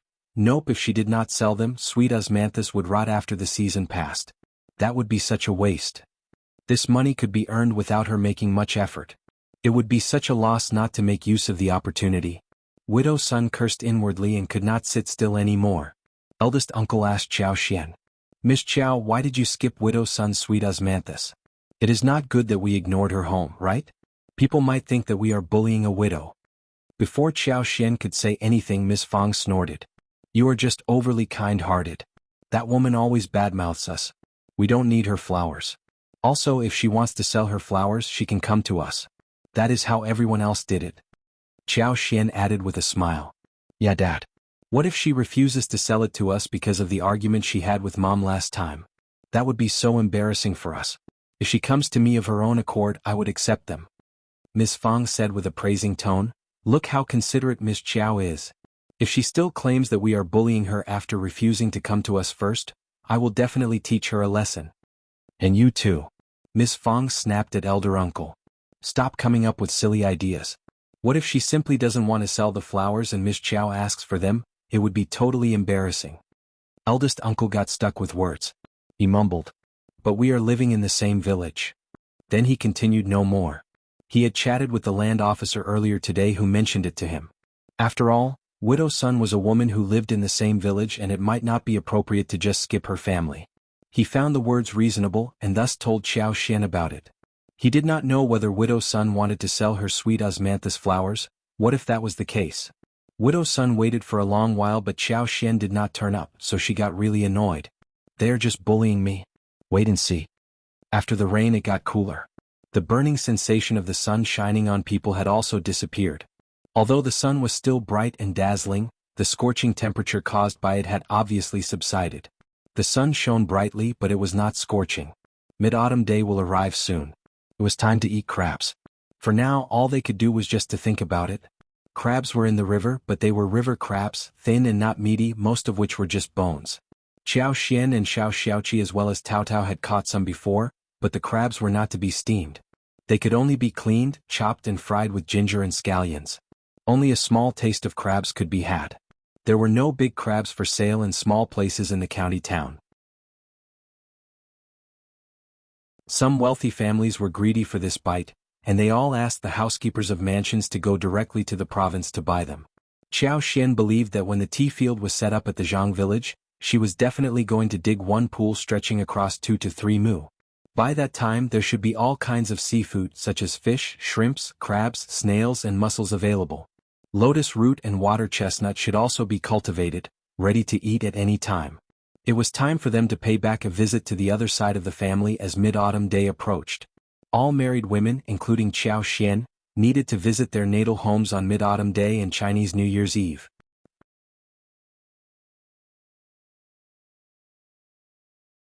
Chapter 336. Ready to leave. There was no preferential treatment done in the first section of the family. Miss Fong was very generous, especially with plenty of money in her hands. She had abundant presents prepared for Miss Su and Yang Xiaoni. A duck, a chicken, 30 eggs, 10 goose eggs and a bottle of honey weighing about 2 caddies, all of which were taken from home. She also bought around 4 kilos of pork belly, 2 jars of wine, 5 kilograms of pastries, and 2 pieces of thick fine cloth. Miss Fong used the shared savings to buy these things. Miss Fong would not care what more they would want to buy privately with their own money. Miss Fong did the same with her own family too. Xiao Xian was an exception though. Miss Fong gave Xiao Xian 20 liang and asked her and Xiao Yunduan to buy according to their own customs. After all, she did not know what the county magistrate would require. Since they treated Xiao Xian badly and did not like the local stuff, they were not going to send things from home. 20 liang was enough for them to buy whatever they needed. Xiao Xian tried to turn down the 20 liang. But Miss Fong smiled. I know you have money, but these are from shared savings and what you need to do is to take it. Xiao Xian accepted it with a smile and spoke highly of her mother-in-law, making Miss Fong smile brightly. Miss Su was very happy. She could not help but raise her head when she thought of how much she could take to her home. This stuff should be enough, so she decided not to buy anything more except that she could offer 2 liang to her mother privately. She asked Xiao Xian for some tomatoes and watermelon seeds. Tomatoes were very tasty for wok dishes and soup. When made into a sauce, it could be stirred with noodles. Miss Su thought about taking some home for her parents to eat so they could plant some more next year. Xiao Xian agreed generously. She picked some and together with some newly picked mushrooms and wooden ears, she gave them all to Miss Su and her mother-in-law. But for watermelons that were out of season, they could even bring some home too. They even had some tea leaves prepared as well. Xiao Xian thought of her lipsticks. She told them not to share the information with their natal families. Lipsticks were very special and had a huge potential. They would run out of stock instantly. Xiao Xian did not want this to be exposed so as to cause trouble for herself. Miss Fong and Miss Su both agreed. Miss Fong and Miss Su were very excited about visiting their own homes, but Yang Xiaoni was not willing to return to her house. Mom, I don't want to go back to my home. I don't want to give them anything. They would rather feed the food to the dogs. Shao Sanlang added. That is true. They bully my wife and still get good things from us? No way. Both of them were very angry. Miss Fong, when reminded of Yang Liang and his wife, felt annoyed too. The couple did not dare to cause trouble to Miss Fong after being taught the lesson last time. But for Mid-Autumn Day, which was approaching soon, Miss Fong almost forgot about how the couple had behaved last time. Miss Fong thought for a while and said, You can do whatever you want. But remember one thing, never cause trouble to the family. We are reasonable people who always prepared presents for the daughter-in-law's families. You should not cause any rumors for us. Yang Xiaoni and Shao Sanlang exchanged a look between themselves, feeling rather unhappy. What about visiting your parents' tomb again?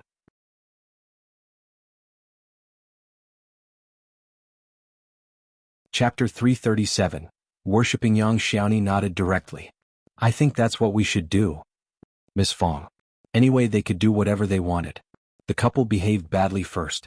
Therefore, when Miss Fong and Miss Su headed home happily with presents in their hands, Yang Xiaoni and Shao Sanlang stepped out as well.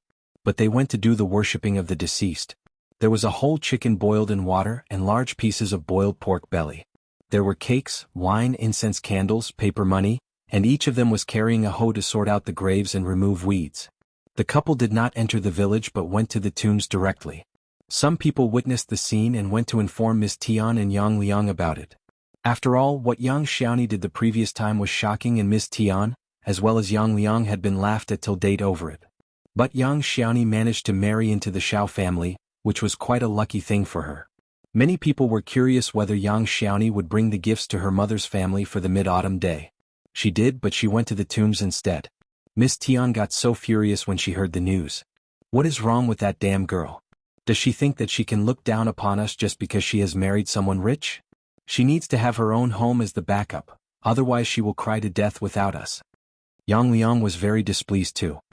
He said impatiently, "Just drop it, it is so humiliating." Miss Tian sneered. "Your sister is shameless. You should speak to her." Ever since Yang Xiaoni was married off, the couple had to do all kinds of housework and they were both really irritated. So they kept arguing with each other. Yang Liang could not stand Miss Tian and he was pissed each time. He did not dare to hit Miss Tian because she would scratch him back. So Yang Liang left angrily with a sunken face. By the time he realized where he was going, he had reached the entrance of the village. He was startled and subconsciously headed towards his parents' tombs. Yang Xiaoni and Shao Sanlang had removed the weeds, added new soil and put on the sacrifices and candles, incense. The couple were chatting when Yang Xiaoni suddenly smiled brightly. Hearing the sound of footsteps, the couple turned to Yang Liang and got startled. Shao Sanlang subconsciously pushed Yang Xiaoni behind his back and asked, "What are you doing here?" Yang Liang opened his mouth and was even more surprised than them. He was totally shocked. Was this girl really his sister? The original yellow, thin face had grown flesh, but it was not fat. The melon-seeded face was very pretty, the skin was white and red, the facial features were so delicate and beautiful, the apricot kernel's eyes were watery, and the black oily hair was glowing with a healthy luster. More importantly, she was full of energy and looked radiant. There was no one in the village more beautiful than her. She was wearing a goose-yellow embroidered skirt. Although it was not satin and brocade, the material was very good at first glance. The colors were bright, and the shoes on her feet were embroidered in sapphire blue. She looked extremely beautiful. Yang Liang was shocked. He suspected that he had seen the wrong person. Where was that skinny and unhealthy-looking young maiden who left home?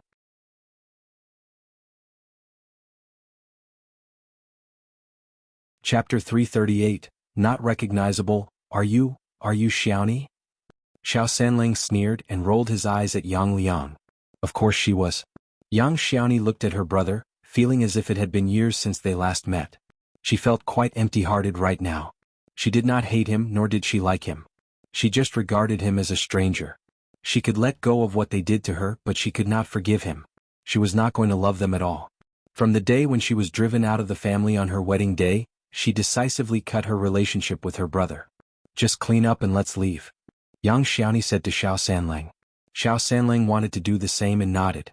Okay, let's go. Yang Liang shouted loudly at them, seeing them putting things away. Xiaoni. Yang Xiaoni paused and turned around, looking at him calmly. Anything else? Yang Xiaoni's look and attitude stung Yang Liang and irritated him. She had turned arrogant. Just like what Miss Tian said. Nothing, just wondering if you want to visit us at home? I and your sister-in-law miss you. Yang Liang's voice turned increasingly soft. He was obviously feeling guilty inwardly. Shao Sanlang snorted and rolled his eyes. Missing what? Her as your labor? You are so greedy. Yang Liang snapped at him angrily. Shao Yingguang. What are you talking about? You are our son-in-law. Of course I am. Shao Sanlang said with a smile. I am here paying tribute to my in-laws, thanking them for giving birth to such a wonderful daughter. You. Yang Xiaoni laughed and threw a spoiled look at Shao Sanlang, looking rather sweet. Shao Sanlang chuckled and said to Yang Xiaoni, Let's go home, darling. We are going to eat something good tonight. Yeah. Yang Xiaoni nodded happily. She did not look at Yang Liang again. Yang Liang was shivering as he said tremblingly, How dare you? How dare you? Yang Liang got annoyed and went home. Miss Tian looked behind his back and saw no one, so she sneered. I thought you went to bring them home, didn't you? Yang Liang did ask them to visit them, but they did not want to come over. So he snorted and went into the room, falling asleep. Miss Tian cursed for a long while before she stopped. She was cursing inwardly that Yang Xiaoni should never come to her ever, otherwise she was going to punish her badly. Neither Miss Fang nor Miss Su spent the night at their mother's home. Ms. Fang visited her home with her husband and children, Shao Xiaoqi and Shao Taotao. They all returned by the evening. They were all so happy, especially Miss Su. She acted especially kindly to Qiao Xian. She must have been so happy during her visit. Miss Su was indeed delighted. She was the eldest sister at home who had to work harder than anyone else but did not get treated well by her parents. After all, they had to work hard to feed themselves under the bad circumstances.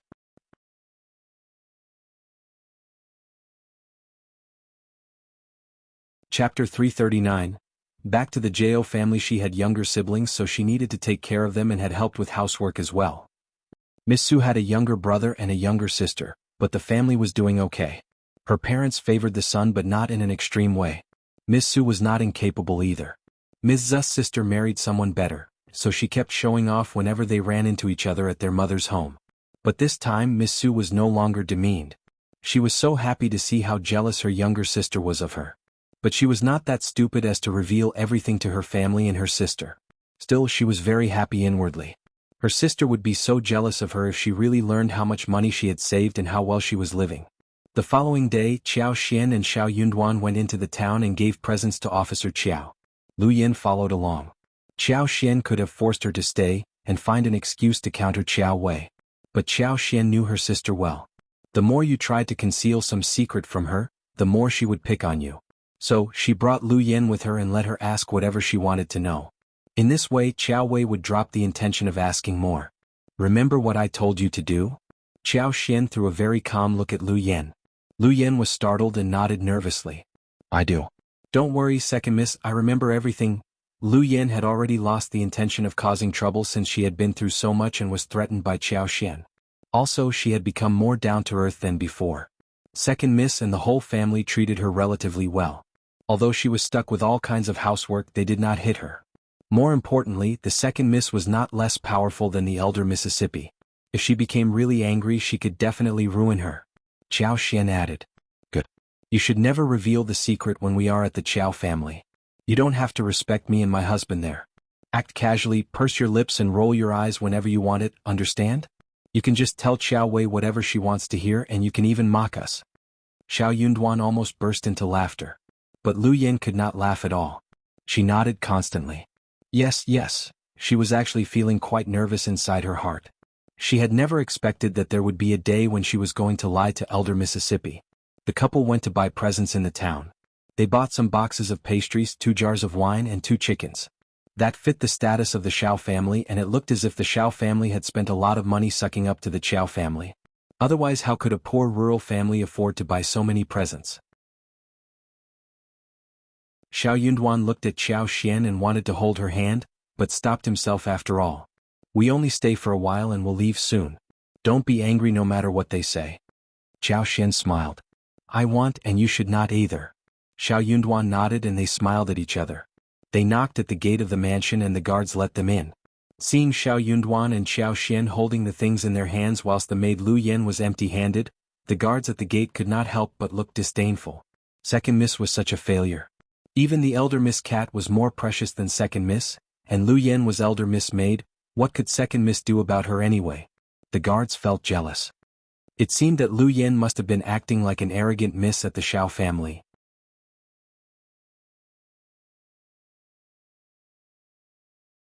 Chapter 340. Not for examination. Officer Qiao was present as well. Qiao Xian and Xiao Yunduan walked in and greeted them politely. Officer Qiao and his wife were not at all interested in their presence. The maids took them away the moment they accepted them. Officer Qiao nodded at them and behaved as if he had given them the biggest favor. Take a seat. Thanks, father-in-law. Xiao Yunduan and Xiao Xian sat down. Xiao Xian had her eyes lowered and uttered no sound. Officer Qiao frowned and looked disgusted by how Xiao Xian behaved. This was the concubine's daughter he hated the most. She was timid, weak and quiet. She was not open-minded like Wei, nor was she lovely like Ko. She was not at all interesting for anyone to hang out with. She simply wasn't pleasing to look at. But Officer Qiao had not thought about what made Xiao Xian become so. Her mother, who was alive in the past, had been bullied by his wife all the time. What could a concubine's daughter like her do to survive? After a few words, Concubine Du said with a smile, Second miss, you are still so shy even in front of your own family. But as I look at you, I find that you seem prettier than before. Is it because of the good living in the countryside? Xiao Ko chuckled inwardly and threw an ironic look at Xiao Xian. Xiao Xian subconsciously cringed and said nothing. She reminded herself that next time, she needed to wear makeup that made her look sad and weak, not pretty. Seeing her slightly changed look, Xiao Ko believed that she was feeling very embarrassed. Thus she became even happier and proudly raised her eyebrows. Officer Qiao said nothing as he glanced at Xiao Xian. He turned to Xiao Yunduan. You are a cultivated talent, right? Xiao Yunduan replied to this fact politely. Yes, father-in-law. Officer Qiao nodded and asked again. Do you plan to participate in the examination next year? For one moment, everyone turned to look at Xiao Yunduan. Apart from Xiao Xian, no one, including Officer Qiao, intended to let Xiao Yunduan take part in the examination or expected him to pass it. Xiao Yunduan forced out the answer. Yes. Officer Qiao snorted and said nothing more. He had lost interest already. He did not think that this man would pass the examination anyway, just by looking at how unconfident he was. Madame Qiao and Concubine Du were both quite delighted seeing this. Madame Qiao smiled. If you are not that sure, you don't have to take the examination next year. It is such a waste of money for your poor family, right? You are still young, you can spend one more decade preparing and then trying it, isn't that better? You are right. Concubine Du added. You need to know that you are not only the son of the Shao family, but the old master's son-in-law. If you don't make it through, you are going to be a humiliation for our family too. I don't think you need to try it now. I heard that you need to be very well prepared to pass the examination. The chance is 1 out of 100. Honestly, you are too young to pass it. Officer Qiao looked serious as he nodded. They are right. If you are not confident, you don't have to take the examination at all. What a waste of money and also a cause of humiliation, right? Xiao Xian threw a sneaky look at Xiao Yunduan, who turned to gaze at her too. He lowered his head and indicated that she need not get worried.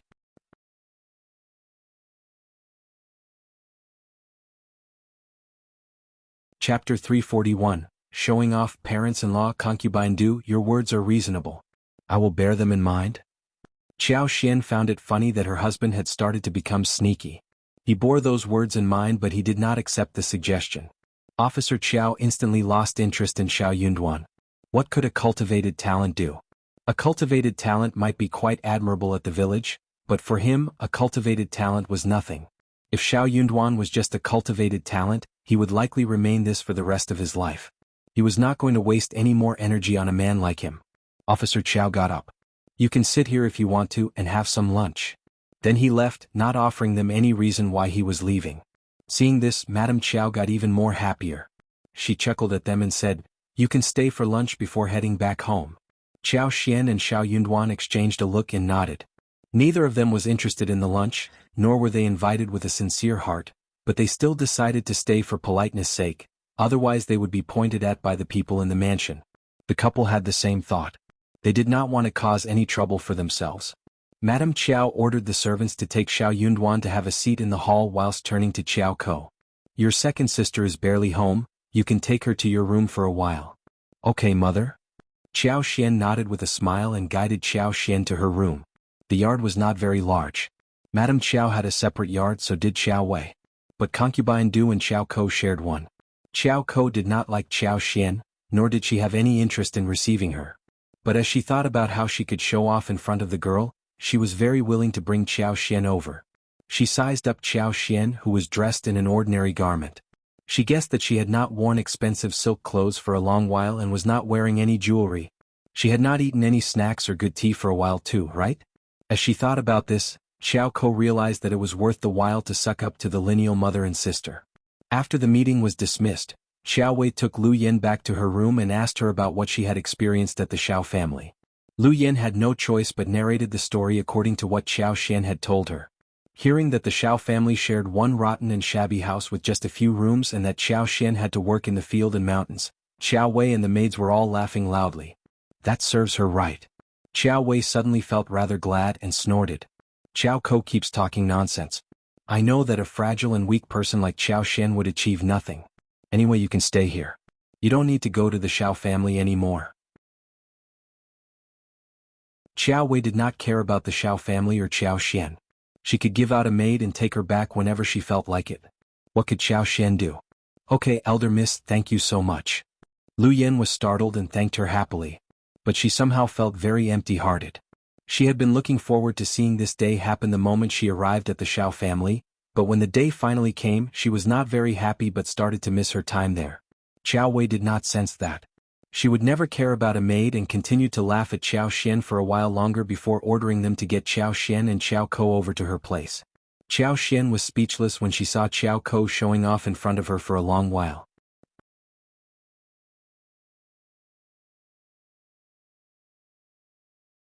Chapter 342. Lipsticks. Xiao Wei let out a sigh of relief when someone came to fetch her. She and Xiao Yunduan had behaved well and showed no leaks, so Xiao Xian did not think that Xiao Wei would do anything to her, apart from showing off. But Xiao Ko would help, so what she needed to do was to display no expression. Sure enough, Xiao Wei was acting the same as Xiao Ko. She laughed at her and kept showing off her clothes and jewelry. Xiao Xian occasionally gave a jealous look, which was noticed by Xiao Wei, who became even prouder. But Xiao Xian had a slight change when Xiao Wei showed off the one lipstick she had bought outside. Xiao Ko had a jealous look on her face this time. Xiao Wei had got 7 liang for one lipstick was too much for Madame Qiao to give all the time. But she had one of each color, and Miss Su, Yang Xiaoni and Tao Tao all had one for each other too. Xiao Ko kept asking her proudly, "You know what it is?"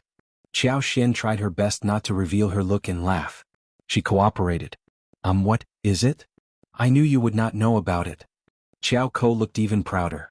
She was jealous of Xiao Wei having bought lipstick, but Madame Qiao and her father refused to buy her one. But seeing Xiao Xian not knowing what that was, she felt happy. "This is called lipstick, same as lip brush but more handy and high level." Xiao Ko said with a proud tone, "It can only be bought in the province. It is sold at the Yuezheng family store, limited in quantity, very popular but not easily bought." She turned to Xiao Wei and said with a flattering look on her, "You are lucky, sister, to have got one. Only someone like you can have a thing like this." Xiao Xian was quiet. Xiao Ko really knew how to suck up to her sister. But Xiao Wei was very glad. She snorted and said proudly, "That is true. I heard that there are many different colors and I want to buy one of each color." Xiao Ko added with a smile, "Many people will get so jealous of you. I am sure mother will buy you as many as you want. So sad that someone can't even understand what it is." Xiao Xian.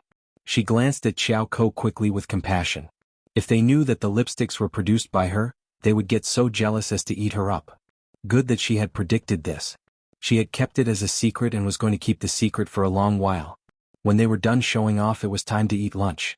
Madame Qiao had no interest in receiving them, and asked Concubine Du to receive them. Concubine Du did not like Xiao Xian either, and left after telling the kitchen and the servants what they should serve. Therefore, only Xiao Xian and Xiao Yunduan were at the table. The original host would have been annoyed and felt sad and bullied. But Xiao Xian did not care. She even consoled Xiao Yunduan, who consoled her back, though he felt that she was treated so unfairly. He was really concerned about her.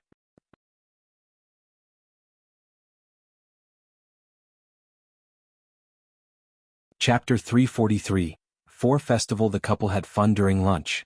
After all, it was lunch provided by the parents and they should eat it well. After lunch, the couple waved goodbye and left. Officer Qiao was nowhere to be seen, and he would not bother seeing them off, nor would anyone else. The couple loved the way it was handled and left the Qiao family smoothly. As for Liulang, they had not seen her since they walked into the mansion, and Xiao Xian seemed to have forgotten about her existence. Xiao Yunduan took hold of Xiao Xian's hands gently as he said in a mild yet irritated voice, "I will definitely hit the high level of the examination and they would never be able to bully you ever after that." Xiao Xian smiled. "They are just strangers in my eyes and their well-being has nothing to do with me. I believe that you will make it, but don't get too stressed about it. Stay calm, just calm. You could never hit the goal if you were too hasty or stressed." Xiao Yunduan smiled and felt relaxed. "Don't worry, I know what to do." He paused before adding, "Let's go home." Xiao Xian smiled and looked at him with a pair of sparkling eyes. "Okay, let's go home."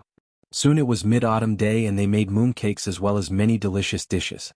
They killed the duck to make crispy duck, bought the lamb chops to make pan-fried lamb chops, as well as crispy roasted pork with the braised hoof and the golden brown and crispy skin. The fish and shrimp in the river were quite plump at this time.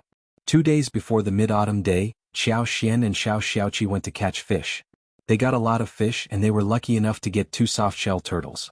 On the mid-autumn day, dishes such as braised eel segments, prawns and tomato sauce, boiled fish fillets, and crispy small river fish were served on the table. The whole family celebrated the day together. What Xiao Xian and Xiao Yunduan had not expected was that Yuezheng Shao also had some presents delivered to them. The gifts included exquisitely made mooncakes at the store in the province, 6 jars of fine liquor as well as several other snacks and pastries, fresh fruits, lotus roots and water chestnuts.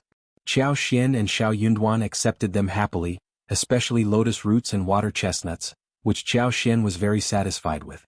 Lotus roots were delicious while making cold dishes, stewed soup, or even when they were fried. Water chestnuts could also be fried, but it was more delicious when they were steamed. The fruits at Xiao Xian's yard had ripened too. Jujubes, pears, grapes, pomegranates were the common ones, and she expected that Yuezheng Shao would not be too interested in them, so she picked 4 large bergamots. The bergamot, which grew up under the care of her superpower, were particularly stylish and beautiful. They were huge, with long and straight claws, beautiful at the first glance. The golden color simply had no flaws. The scent given out was very nice too. It held a special significance in Buddhism, prepared by madams and ladies of rich families. It was not easy to buy things like these.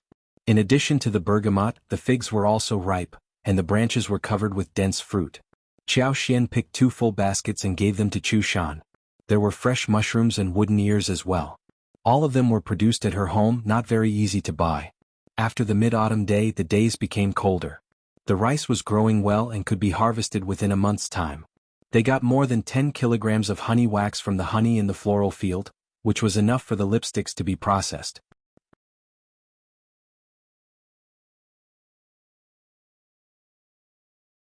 Chapter 344. Harvest. The honey would be kept for themselves to eat, or saved as presents after selling more than 50 kilograms to Mingren Tang. The other medical herbs were growing well, but they could only be harvested every 3rd year. With Xiao Xian's superpower they could be harvested every 2nd year. But she did not want to overdo it, otherwise it would be too unreasonable. The gastrodia dug from the mountains had already grown. After speaking with manager Qin, Xiao Xian asked Miss Su to harvest more than 1 mu of it. The gastrodia grew very well, and they had harvested more than 500 kilograms from 1 mu. It was of great quality too. They obtained more than 2,300 liang at one go. Manager Qin got so happy and expressed that they should sell as many of these plants as possible in the future. Xiao Xian gave Miss Fang 200 liang and 150 liang to everyone except for eldest uncle. Qi and Tao Tao got the biggest portion whilst Xiao Dalong and Xiao Sanlang as well as their wives received an equal amount. Everyone was very happy, and Miss Su could not help but start to count the money she had saved in the room. Yang Xiaoni and Xiao Sanlang got so excited that they talked about going into the town and buying some food to eat. But before they were done with discussion, Miss Fang took away half of the savings and saved it up. Xiao Xian counted her savings and found that she had 6,300 liang in total. Xiao Xian smiled. It had indeed been a great year. The roses could still bloom 2 times. After they bloomed, they needed to be pruned again, and her superpower could be applied to let them continue to flourish in the winter with energy. What she needed to do was to wait for the coming year when big and gorgeous flowers would grow vividly. She needed to go back and work on the lipsticks. Miss Su, Yang Xiaoni and Tao Tao were all ready to help Xiao Xian with that. They were very occupied, but it was highly motivating as well. They could earn 41 a day. They could earn a lot already, but this was another way of making money. When the first batch of lipstick was made, the flowers were trimmed, nourished with water. Also, Xiao Xian put some of her superpower in it. As a result, after 2 weeks, the last batch of the lipsticks of the year could be put into production. She calculated and realized that they could make more than 1,500 in total. In that way she could get more than tens of thousands of liang in properties. When the first batch of lipsticks were made, the rice was ready to be harvested. Autumn harvest was a busy period and much more tiring compared to spring plowing. The most feared thing when drying the grain was the rain. But in this season, a dark cloud and a shower often came, exhausting people. Every household was praying to heaven to bestow good weather upon them. They would not feel relieved until they had the sun-dried grains put away in the storage. If it rained during the sun drying, the millet would turn black, and the accumulated millet would ferment and then germinate, which was equivalent to complete waste. During the autumn harvest, everyone was racing against time to get good weather. Therefore, even if they had money and wanted to hire someone to harvest, it was very difficult to book the laborers on time. The first section of the family was lucky to have managed to hire people, who worked for them for 2 days, and the grains were all brought in. The whole family went into the field. While Xiao Xian and Miss Fang took care of young babies and made food at home, doing all kinds of housework, Tao Tao Qi and Xiao Yunduan went into the field and worked hard.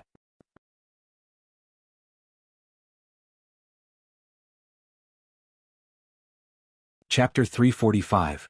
Weather forecast. Autumn harvest differed from spring plowing. It required good timing. Taking advantage of the good weather and the bright sun, they needed to quickly harvest the mature rice and dry it in the sun. Otherwise, if it rained, especially for several days in a row, it would be a complete waste. Xiao Xian was a bit sorry about not having been able to develop her abilities of forecasting the weather. By sensing the sensitive changes of plants to the weather and the amount of moisture in the air, she could predict whether there would be rain or not. Now she could only predict the weather changes half a day ahead. But that was already good enough for this time of the year. She was able to know the future weather conditions half a day in advance, and that could help everyone perfectly avoid showers and ensure that the recovered food would not be wet by the rain. When the grains were recovered, the rain came down the following afternoon. Xiao Xian hurriedly told her family more than half an hour in advance that it might rain in a while, and the rice had to be quickly gathered and covered with something, or carried to the house or under the eaves. Miss Fang was a bit skeptical, but Xiao Yunduan stressed that Xiao Xian knew a bit about weather forecasts, and Miss Fang was used to trusting Xiao Xian. Thus she followed what she was told. Xiao Xian thought about the other families and told Miss Fang asked Xiao Dalong to inform the others. It was a very important thing for them to harvest since rain would ruin everything. Xiao Dalong was honest, and when he passed on the message, people tended to believe him. Hearing what Xiao Dalong said, the villagers looked up and saw the shining sun, laughing at him. Yunlian, you must be confused. Look at the fine weather, how can it start to rain soon? Yeah, don't joke about it at this time. What about your own home? You can't have put the rice away. Xiao Dalong found the message a bit confusing too. He laughed as he scratched his head. Yeah, we have, but the weather changes a lot and we need to be very careful. When Xiao Dalong was gone, everyone started to get very confused and hesitant too. Is it real? I don't think Yunlian likes joking about. But what does he know? He is kind, but he is not so capable. Yeah, let's just watch out for the weather. Soon the wind blasted and the sunlight faded away. Someone's heart skipped a beat and he started to put away the rice. We need to be careful about everything. Yeah, it seems that Yunlian is right. I think the weather is changing too. But isn't it a normal change? It won't rain, will it? So those who put away the rice had no problem with their crops because soon the rain poured down. Those hesitant ones did not make it, and some rice was unfortunately wet. They just hoped that the rain would not last for too long. From that time on, some families who had been in a good relationship with the first section of the family kept their eyes on how the first section of the family moved. They would follow suit, seeing when the first section of the family started to put away rice. Therefore, after a while, the first section of the family became the indicator of weather. Xiao Xian did not stand out to say so, and when they were asked, they all said that it was Xiao Yunduan who had learned that from books, and gained some knowledge about it.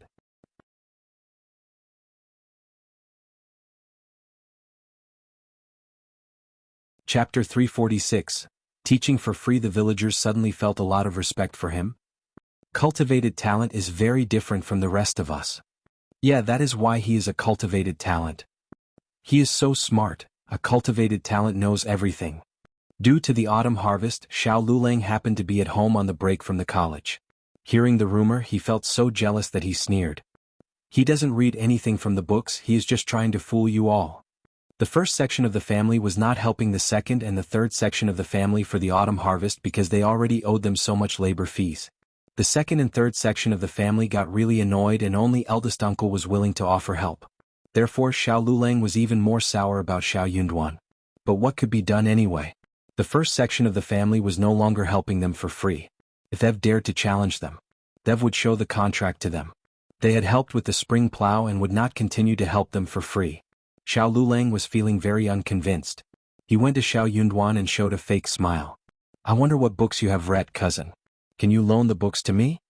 Xiao Xian was mumbling about this annoying man inside her heart when Xiao Yunduan said calmly, I am afraid not. What?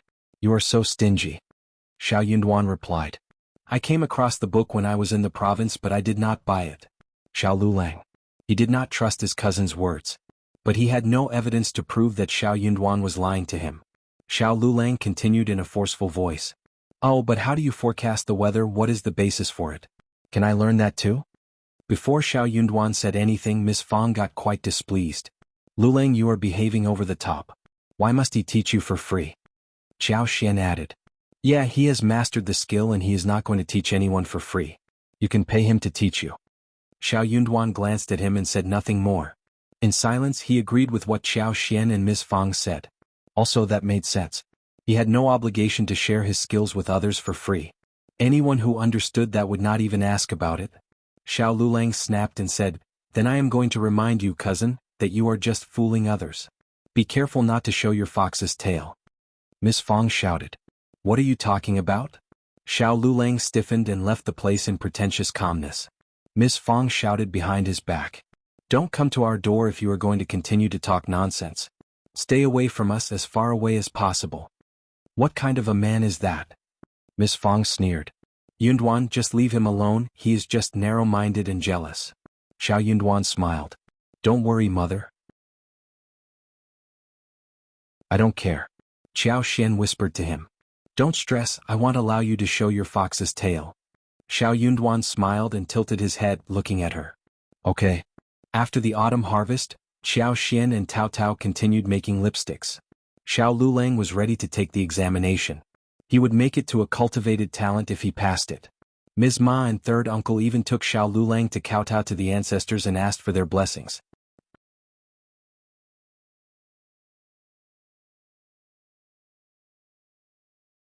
Chapter 347, Furious Ms. Ma and third uncle were very confident. The reason why they were confident was that if Xiao Yunduan could make it, so could their son. Ms. Ma was quite displeased thinking that Xiao Yunduan became the cultivated talent before her son did, so she went to Ms. Fang again and uttered a few sour words. Ms. Fang said firmly, My son is a cultivated talent anyway. That was a fact that could not be changed. Ms. Ma was indeed furious. The result was announced soon, but Xiao Liulang and third uncle were both quite distressed after checking the result in town. Ms. Ma's heart skipped a beat as she forced a small smile looking at their faces. Doesn't it look good? It is okay as long as you cleared the level. Xiao Liulang threw her an expressionless look, snorted and returned to his room. Oh well. Ms. Ma turned to look at third uncle. Before the third uncle was able to say anything, the eldest uncle asked concernedly. How is it? Did Liulang make it? Third uncle instantly burst into anger. Eldest brother, you are here to joke with us and poke us in the heart, right? Your son was lucky enough to make it, and he even has a wonderful wife. You don't need to show off here. What did you say? Eldest uncle was shocked. He looked unconvinced and replied. I am here because I care about Liulang. You are not showing care towards us. Third uncle said angrily, You are laughing at us. Elder uncle's eyes widened. But, do you mean to say that Liulang didn't make it? What? Ms. Ma's eyes widened as she screamed. How could that be possible? My son is so talented. How could he fail when Yunduan made it? It must be a huge mistake. Eldest uncle frowned slightly at what Ms. Ma said. But he could not complain about this. He opened his mouth and was about to say something, but then he sighed in silence. Third uncle left in a hurry, saying nothing more. What else could he possibly say? Ms. Ma was still in shock as she mumbled. That is not possible. My son failed? But he can do anything, how can he fail? Eldest uncle sighed, glanced at Ms. Ma and felt equally disturbed. He was very happy when his son Xiao Yunduan made it because that was an honor for him. But he could not show off in front of the third section of the family when Xiao Liulang failed, fearing to hurt them deeply. For some reason he could not help but feel a bit guilty when Xiao Yunduan made it but Xiao Liulang did not. He had hoped that both Xiao Yunduan and Xiao Liulang could make it to a high level. But Xiao Liulang failed once again. Sigh. Eldest uncle sighed, feeling distressed. No wonder his third brother snapped at him. Third sister-in-law. Eldest uncle felt that if he left without saying a thing, the situation would be even more embarrassing. So he sighed emotionally. You don't need to be distressed.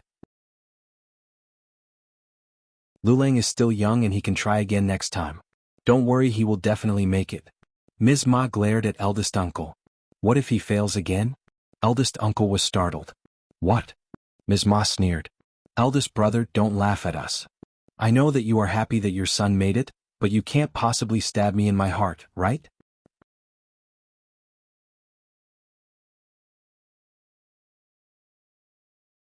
Chapter 348. Messing hurt and saddened? Of course she was saddened. Liulang was young, but Yunduan was not much older than him. He was just laughing at Liulang. Next time, but the future could never be predicted. She had decided that he was just laughing at them. The more Ms. Ma thought about this, the angrier she became. She sneered with a sunk face. Eldest brother, your family is different from the past now. Your door's threshold is high now, too high for us to cross. You can go home now. You don't have to visit us anymore if you don't have anything else to say. Eldest uncle felt his chest hurt. Third sister-in-law, I am Liulang's uncle and I really hope that he can do well. Ms. Ma sneered and said ironically, these words are too much for us. We don't need your hope. Those were fine words, but the first section of the family never did them any good during the past half a year. Eldest brother just wanted to have a good reputation for himself without making any contributions. She was not going to allow that to happen. Eldest uncle was shocked. He felt his heart breaking. He moved his lips and said nothing more. He finally left with a sigh. The moment eldest uncle left, Ms. Nyo came and smiled. Hey, did your son make it? Ms. Ma threw her a fierce look. Oh God. Ms. Nyo clapped, feeling sorry. That is a pity. That was not what she actually felt in her heart. She was actually cheering happily. This was excellent. Otherwise only her family would lack a cultivated talent, and it would be bad. Seeing Ms. Ma's long face, Ms. Nyo came up with an idea and smiled. Don't be sad about it, your son studies hard and he should have made it. It must have been sheer luck due to which it didn't happen. Ms. Ma glared at Ms. Nyo looking distressed. She hated to hear those words. Before she said anything, Ms. Nyo winked and said, Hey, Miss Qiao's father is county magistrate. Maybe you can ask her for help. Perhaps she can speak with her father and help your son a little. Maybe your son passed the examination, but they made a mistake while evaluating his paper. Ms. Ma's eyes brightened. Her heart started to throb.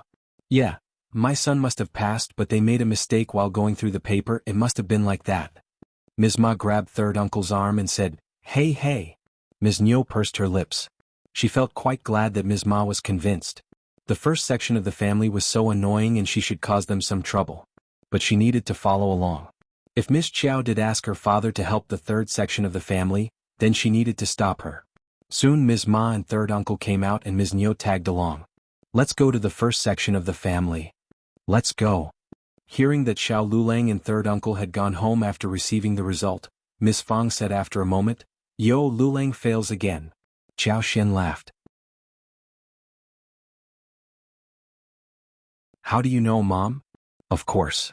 Miss Fang said naturally, they would have come to us a long time ago showing off and spreading the news across the whole village. Startled, Xiao Xian thought about it and nodded with a chuckle. You are totally right, Mom.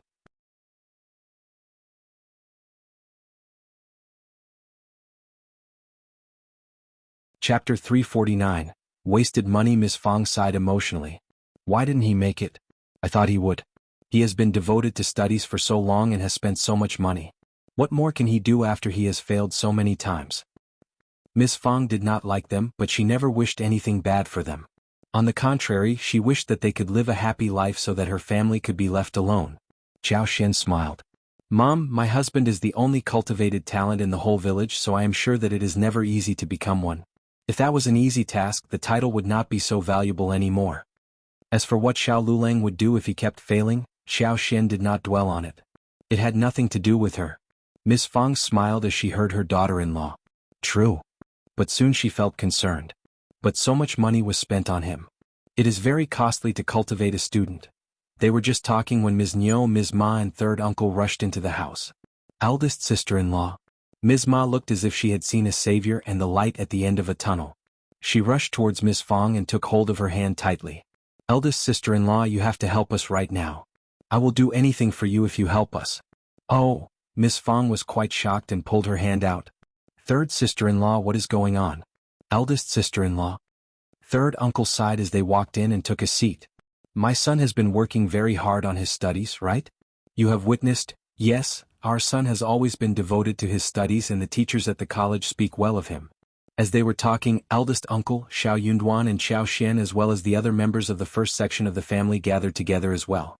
Everyone was very curious as to what was going on. After all, Ms. Nyo and Ms. Ma never liked Ms. Fang.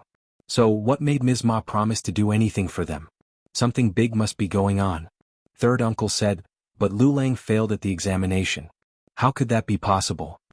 Ms. Ma nodded constantly. Yes, even your son made it, and our son should have made it too. I mean, our son is smart, devoted, and he couldn't have failed like this. Miss Fang felt quite uncomfortable hearing that she was speaking ill of her son. She sneered inwardly, knowing that the couple must be up to no good. Doing anything for her? That was impossible. They would never change what their character was from within. You are here to tell me this? Well, I don't know anything about it. What is the point of telling me about it? Eldest uncle added. Yeah, third brother and sister-in-law. Liulang is still young and he will definitely make it in the future. Don't stress him too much. Third uncle and Ms. Ma did not like what they heard. Yeah, your son had made it so you could say whatever you wanted. If your son had failed, you would not have said something like this. Third uncle said, Elder brother, elder sister-in-law, we don't believe that Liulang really failed. We suspect that his paper has been wrongly judged. Hence, could the fifth niece-in-law just tell her father Officer Qjao to check the paper for us? We are a family, and if Liulang makes it and has a promising future, we will pay back this favor to Officer Qjao.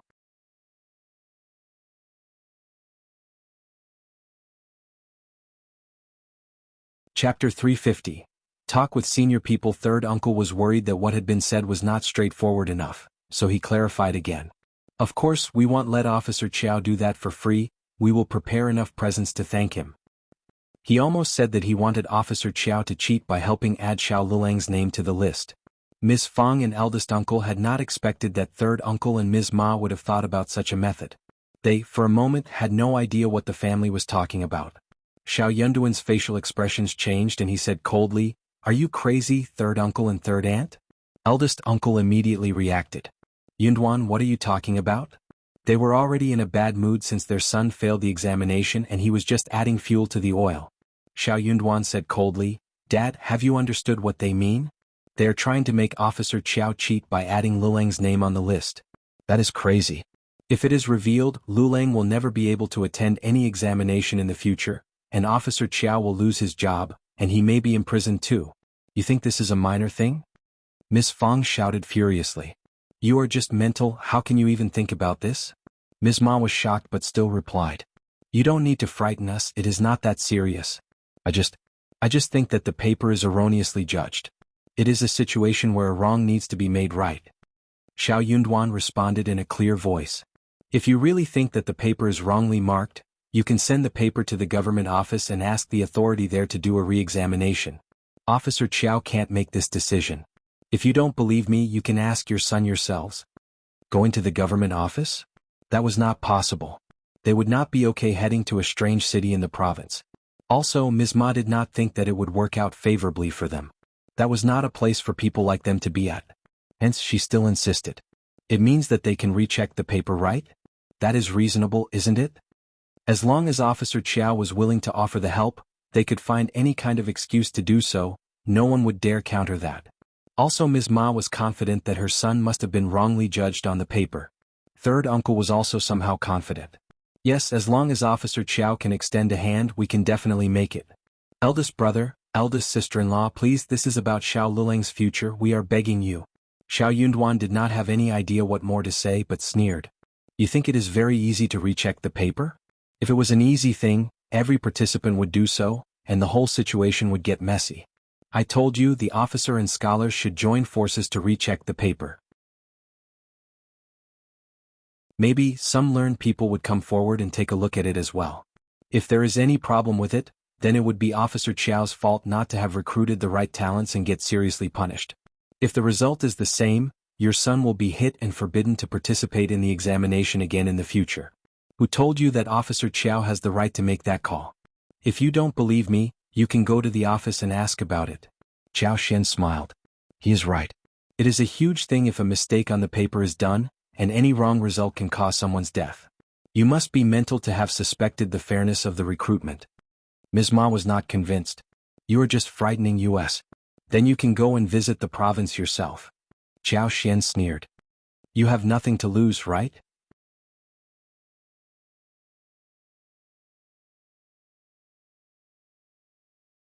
Chapter 351.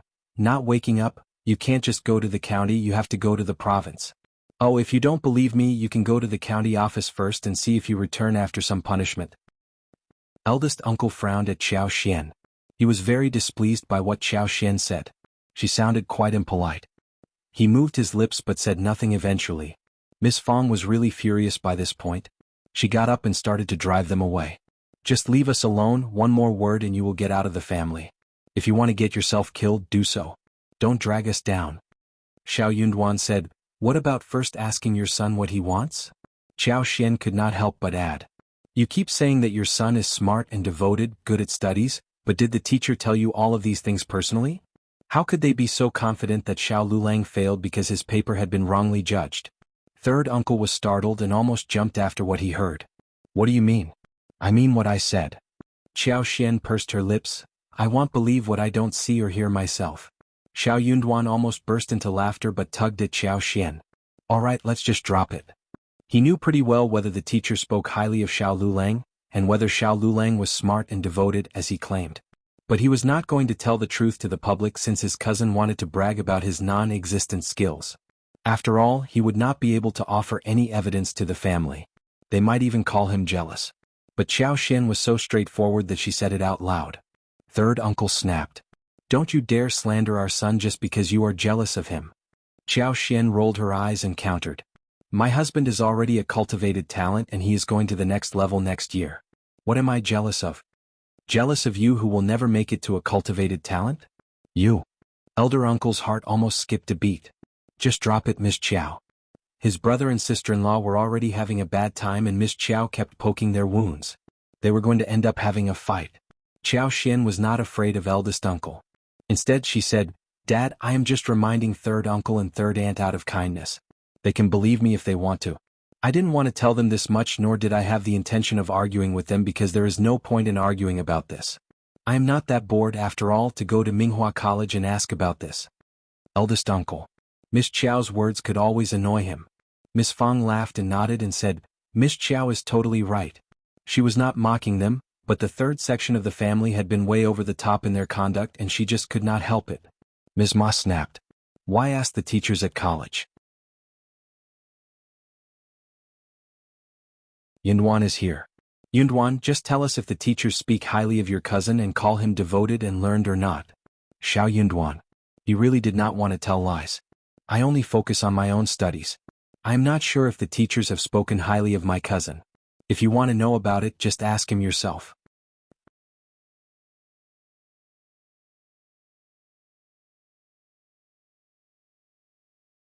Chapter 352, Xiao Liulang's uncertainty. What do you mean? Third uncle asked him with force. He panicked for some reason. He subconsciously felt that what Xiao Xian said was right, but he just could not accept it. Feeling confused, third uncle glared at Xiao Xian and Xiao Yunduan, sneering. You can just put it straightforwardly that you don't want to help us. Why do you still accuse my son? You are just jealous and you just don't want him to become good. Just wait and see. Proverb says that rain takes turns in pouring down. You can be as proud as you want, but my son will become far more excellent than you. Ms. Ma snorted. True. Let's see whose turn it is to beg in the future. Ms. Fong felt so annoyed when hearing their impolite words to her son. She snapped. Then let's see what happens. No matter what happens to my son, I will never turn to you for help. Anyways, we have never turned to you for any help ever. Third uncle got so annoyed that he ignored Ms. Fong and shouted at Ms. Ma. Let's just go. Ms. Niu chuckled as she watched the whole show. Then she left with the couple of the third section of the family. Ms. Fong glared at eldest uncle. Look at your brother's family, what kind of people are they? Yunduan is better than Liulang, so what? They can speak highly of their son if they want to, but why must they talk down to our Yunduan? I do hope that everyone can live a good life, but they don't wish so. They hope that we will have a hard life so we can turn to them for help. But honestly, if that day really comes, do you think that they will help you? Having said that, Ms. Fong left angrily without waiting for eldest uncle. Xiao Yunduan left along with Xiao Xian. The others all dispersed into different directions as well. Eldest uncle felt his heart breaking down. He had done nothing wrong, but why did he feel that everyone else believed that he had done something wrong? What had he done wrong? He was just feeling sorry for his third brother and third sister-in-law. He was their family and he should feel sympathetic towards them, right? It was not good to laugh at them or counter them, no? When it came to the third section of the family, Ms. Ma got so annoyed that she cursed Xiao Xian and Xiao Yunduan. The couple knocked at Xiao Lulang's door and asked him about what happened.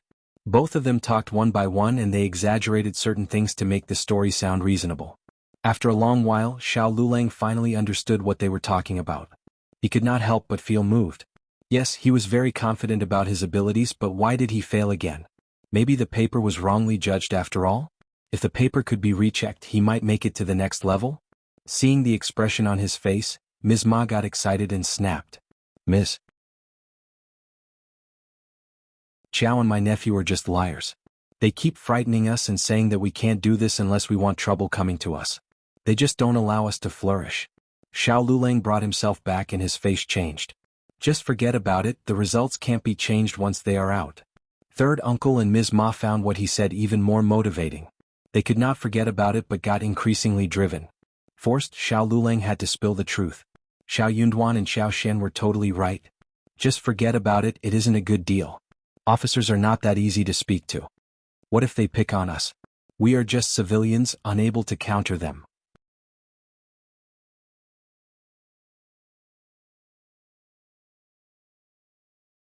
Chapter 353. Mountain in Autumn. Third uncle and Ms. Ma both fell silent. They were quite taken aback. Ms. Ma burst into tears. Then what can we do? Poor Lulang, your paper has been wrongly judged, how terrible it is. Xiao Lulang also looked as if that was true. Third uncle hesitated for a moment and asked discreetly, rubbing his hands. Lulang, just tell me the truth, how are you doing in college? What knowledge have you obtained? Do teachers speak highly of you often? Xiao Lulang felt quite confused, wondering what his father was talking about that he asked these questions all of a sudden. Ms. Ma could not hold a secret but said angrily, Xiao Yunduan and Miss Qiao say that you are just bragging about being spoken highly of by the teachers. The teachers couldn't have ignored you but turned to him instead, right? Xiao Lulang's face changed as he said coldly, just ignore what they told you. They just wish that we are worse than them. What good things can come out of their mouths? That is true. Alright, I need a break, just leave me alone. But, just leave me alone. Xiao Lulang pushed his parents out of the room and shut the door. He let out a breath, feeling his cheeks heat up. He managed to lie to his parents but felt quite uncertain inwardly. Why was Xiao Yunduan saying this about him? He was plain lucky to have reached where he was, and he was not in a position to accuse him of anything. Xiao Lulang clenched his teeth angrily. After grains went into the granary, and the last batch of lipsticks of the year were ready, the weather became much cooler. The leaves on the mountain were also gradually changing color and falling. The color-changing trees were mixed in the evergreen green mountains and forests, which was very beautiful. Xiao Xian did a count. They had 1,536 lipsticks in total with 4 different colors by now. She decided to produce one batch of lip balms. It was much easier to make lip balms, but the remaining beeswax was only enough for around 1,000 pieces, according to her experience. They could not get any more beeswax in autumn because soon winter was coming and the bees were all busy preparing for the winter. They had to wait for the spring next year to make more lipsticks. For Xiao Xian and those who were good at it, lip balms were much easier to make compared to lipsticks, more handy. The 4 of them made 150 pieces within one day. After 3 days they slowed down the pace. Many things started to ripen in the mountains when autumn came, and Xiao Xian was eager to pay a visit there. The grapes in her garden were also ripe. According to Shao Xiaoqi and Tao Tao, they were bigger than the original wild grapes growing on the mountain, and they were also sweeter and far more delicious. In fact, the wild grapes in the mountains were relatively small, but the ones in her garden were all big bunches. Xiao Xian was glad that her superpower helped her with all such things. Everyone didn't think it was too strange. They just assumed that the grapes grew well because they often took good care of them and fertilized them so that they could grow better than the wild ones. In addition to the wild grapes, the dates, pomegranates and lemons in the garden were also ripe. The persimmons were still a little bit sour, but they would soon ripen. This season was the time when the wild grapes were present the most in the mountains. Xiao Xian wanted to get some more. She was going to wash them, drain them, and mash them into large porcelain jars, to let them ferment naturally to make some wine. It was a pity that the mountain grapes were not big enough, but the core was not small, otherwise they could have tried to convert them into raisins. There were many mushrooms which also grew in autumn. Those were picked to be dried and they should be delicious when eaten.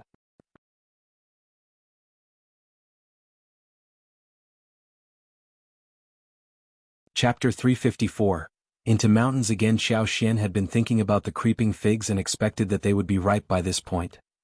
Each fruit was slightly larger than an egg. They could pick it and bring out a pack of finely crushed seeds from inside and dry it in the sun. When they wanted to eat the jelly, they could wash it with water and let it condense. They could break the transparent jelly in a bowl, add some sugar water, a little mint juice and some other nuts. That was the taste she had been thinking about for a long time. When the work in the farm wasn't that heavy, Xiao Dalong and Miss Su and others waited for Xiao to go into the mountain together. Xiao Yunduan also wanted to take a break from his studies, so he offered to tag along. Xiao got quite motivated being in the environment where she was surrounded by plants. Since it was autumn when the liveliness wasn't that strong, she was slightly slower in using her superpower. Xiao decided to find some wild grapes in the first 2 days as well as other things. But birds in the woods love to eat wild grapes, so they needed to hurry up before the birds pecked the plants. Wine made with grapes could be brewed easily, so they had 3 large jars that could hold at least 100 kilograms of wild grapes. Therefore they only needed to get around 100 kilograms of wild grapes. They were going to remove the veins and the rotten and bad fruits. Wild grapes were plants with veins, and they kept climbing up to the top of the trees so as to get plenty of sunlight. Therefore it was not an easy job to get the grapes. There were mountain grapes also present in low and wide places, but often the mountain grapes in low places did not grow well, and the output was very low. Xiaoqi was quite familiar with the woods and he was quite happy and energetic. There were all kinds of wild fruits in the mountains, especially in the sparsely populated and densely forested mountains. Soon Xiaoqi saw the wild grapes hanging on the top of the pine trees as he said with a smile, "Look, the grapes are there." "Yes, there are grapes. They look delicious." "I agree." Xiao Sanlang and his wife said the last 2 words. The tree was not too tall and twigs were very thick, so Xiao Ziyake climbed up very easily while the others were just looking up at him. Soon Xiaoqi came down and had half of the basket filled with the fruits. The fresh fruits were so beautiful and they all started to try some. They were lucky as there were no birds visiting this grape tree, and the clusters were quite complete. Each bunch was about the size of 3 fingers and as long as a palm, and they were tangled tightly together. Each cluster was small but quite pretty. They were sharing the fruits, sweet and sour, amidst the unique freshness of the woods. Very delicious. We can take so many of them back each year. Xiao loved the taste too, a bit sour and sweet, suitable for wine making. They were eating the grapes while they walked forward. Xiao used her superpower and picked the place where wild grapes were abundant. Soon they ran into a patch of land where wild grapes were growing best. There are so many of them. Yes, so many.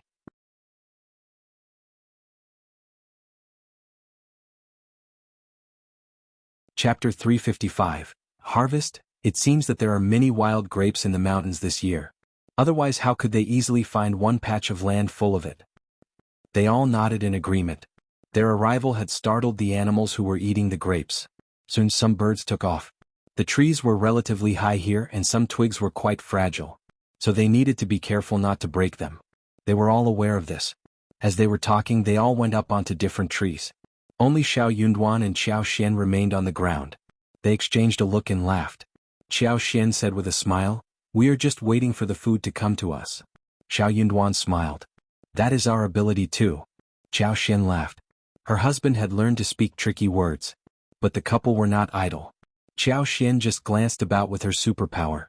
This plain-looking forest was actually a huge feast for the eyes of Xiao. There were treasures everywhere. She could see roosters, rabbits, muntjac and all kinds of wild birds. But she could not do anything about it. Still, she couldn't help wanting to pick all kinds of mushrooms in the forest. There were many kinds of straw mushrooms, pine mushrooms, side ears, large mushrooms, enoki mushrooms and shiitake mushrooms. Although the quantity of each type was not large, the 2 of them still found quite a lot of them. By this point they had not yet walked too far away. 1 hour later those on the trees came down. Their baskets were filled with stuff, and they poured the grapes into 2 large baskets carefully. They had harvested at least 20 kilograms of grapes. That was a big harvest for wild-growing grapes. Seeing that Xiao and Xiao Yunduan had got many mushrooms, they all cheered. They were going to have a lot to eat during dinner. They knew pretty well how tasty and fresh mushrooms in the mountains were. Xiao Sanlang patted Qi's shoulders. "Qi, come on, you should catch at least 2 wild roosters for the mushrooms." They all laughed. The team walked forward and within an hour's time they found grapes again. This patch wasn't as large but they were still enough. They almost managed to fill up their baskets after this trip. So Xiao Sanlang and Yang Xiaoni went home with the grapes first. Otherwise it would be too tiring to carry them around. Xiao Sanlang still reminded Xiao Xiaoqi as he was about to leave. "Qi, don't forget about the roosters or even rabbits will do." Xiao Xian laughed. Xiao Xiaoqi threw a helpless look at him. "Don't worry, third brother, I am definitely going to get some." As the couple left, Xiao Xian and the rest were holding cloth bags. They stopped looking for grapes but turned to search for mushrooms and wild animals. They had more than 30 kilograms of grapes today, and they needed to deal with them before continuing the next day. Xiao Xian could focus on finding the creeping figs at this moment. But she did not find any. Instead she found some more mushrooms whilst Xiao Xiaogi got 3 roosters and 5 small birds, before they all headed home. On the way home they got 1 muntjac. It was not that hot, especially during the night when the temperature dropped tremendously. The animals could stay fresh even when they were not processed on the same day. But they could not be put there for too long. They got down to work as soon as they came home. They needed to process the grapes overnight. They washed them, picked them off the twigs, filtered them and put them in the jars.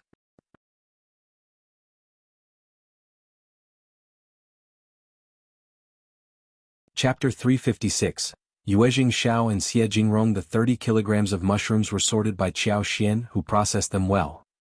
Some not so good-looking ones were picked out for dinner and others were sun-dried. Thanks to the bright sun during the daytime, they should be put away after a few days. They almost finished the sun-dried mushrooms in spring, and what they had found today would be enough for them to make soup and hot pot in winter. They decided to eat 2 roosters and 2 birds for dinner. The remaining animals would be put in Xiao Xian's yard. Roosters were never that big and the amount was enough for the large family. As the 2 birds were stewed with yams, 1 rooster had the breast meat sliced, marinated and battered, then stir-fried with fresh mushrooms. The rest was cut into dices and added with only ginger, garlic and scallions for braise. A plate of stir-fried wax gourd, a bowl of dry stir-fried beans and a wolfberry sprout soup were served during dinner. Miss Fong would not have minded to share some animals with the second and third section of the family in the past. But due to what Ms. Ma and third uncle did a while ago, and the ridiculous request they put forward as well as the annoying look of Ms. Niu, Miss Fong was really disgusted with them. So Miss Fong was not going to share anything with them at all. Eldest uncle had not yet said a thing when Miss Fong snapped at him, so he fell silent. No one cared if he was happy about it or not. Anyways, they were already used to ignoring his feelings. He could not influence anyone around. After walking into the mountain for 3 days they had found enough grapes. If they wanted to eat them in the future they could bring them back in small quantities. But it was really not necessary because Xiao Xian's garden had them, and the fruits were particularly large, even bigger than the authentic wild ones. They even got many mushrooms, some of which were fresh and some were sun-dried. They discovered a small patch of date forest, which had 7 or 8 trees, thick in trunk with a diameter of 30 centimeters. The dates were already ripe, crispy and sweet. They paid a visit to the mountain 2 times and got all the red, ripe ones down. They carried them home to dry. These would be made into dried dates, added to the stewed soup, added to the tea, to the porridge or eaten as snacks. They could also be used to make date cakes or date paste fillings. In addition there were other wild fruits that could not be named, which were weird in shape and different in colors. Xiao Xian could use her superpower to determine whether the fruits were poisonous or not. Actually, those wild children growing in the mountains could always tell that as well. Xiao Xiaoqi and Xiao Taotao got a few and presented them to Xiao Xian. After taking a break for 2 days at home, they decided to go into the mountains to find the creeping figs when Yuezheng Shao and Xie Jingrong arrived there unexpectedly. Only now did Xiao Xian and Xiao Yunduan remember that they were here to hunt with them. Yuezheng Shao and Xie Jingrong were afraid of drawing the county magistrate's attention, so they changed into ordinary dresses and came with ordinary wagons, without showing anything about their real identities. The effort was totally worth the while. They spent 1 night at the hotel as they arrived at the county, and the following morning they headed towards the village. But they again ran into Widow's son the moment they came to the village.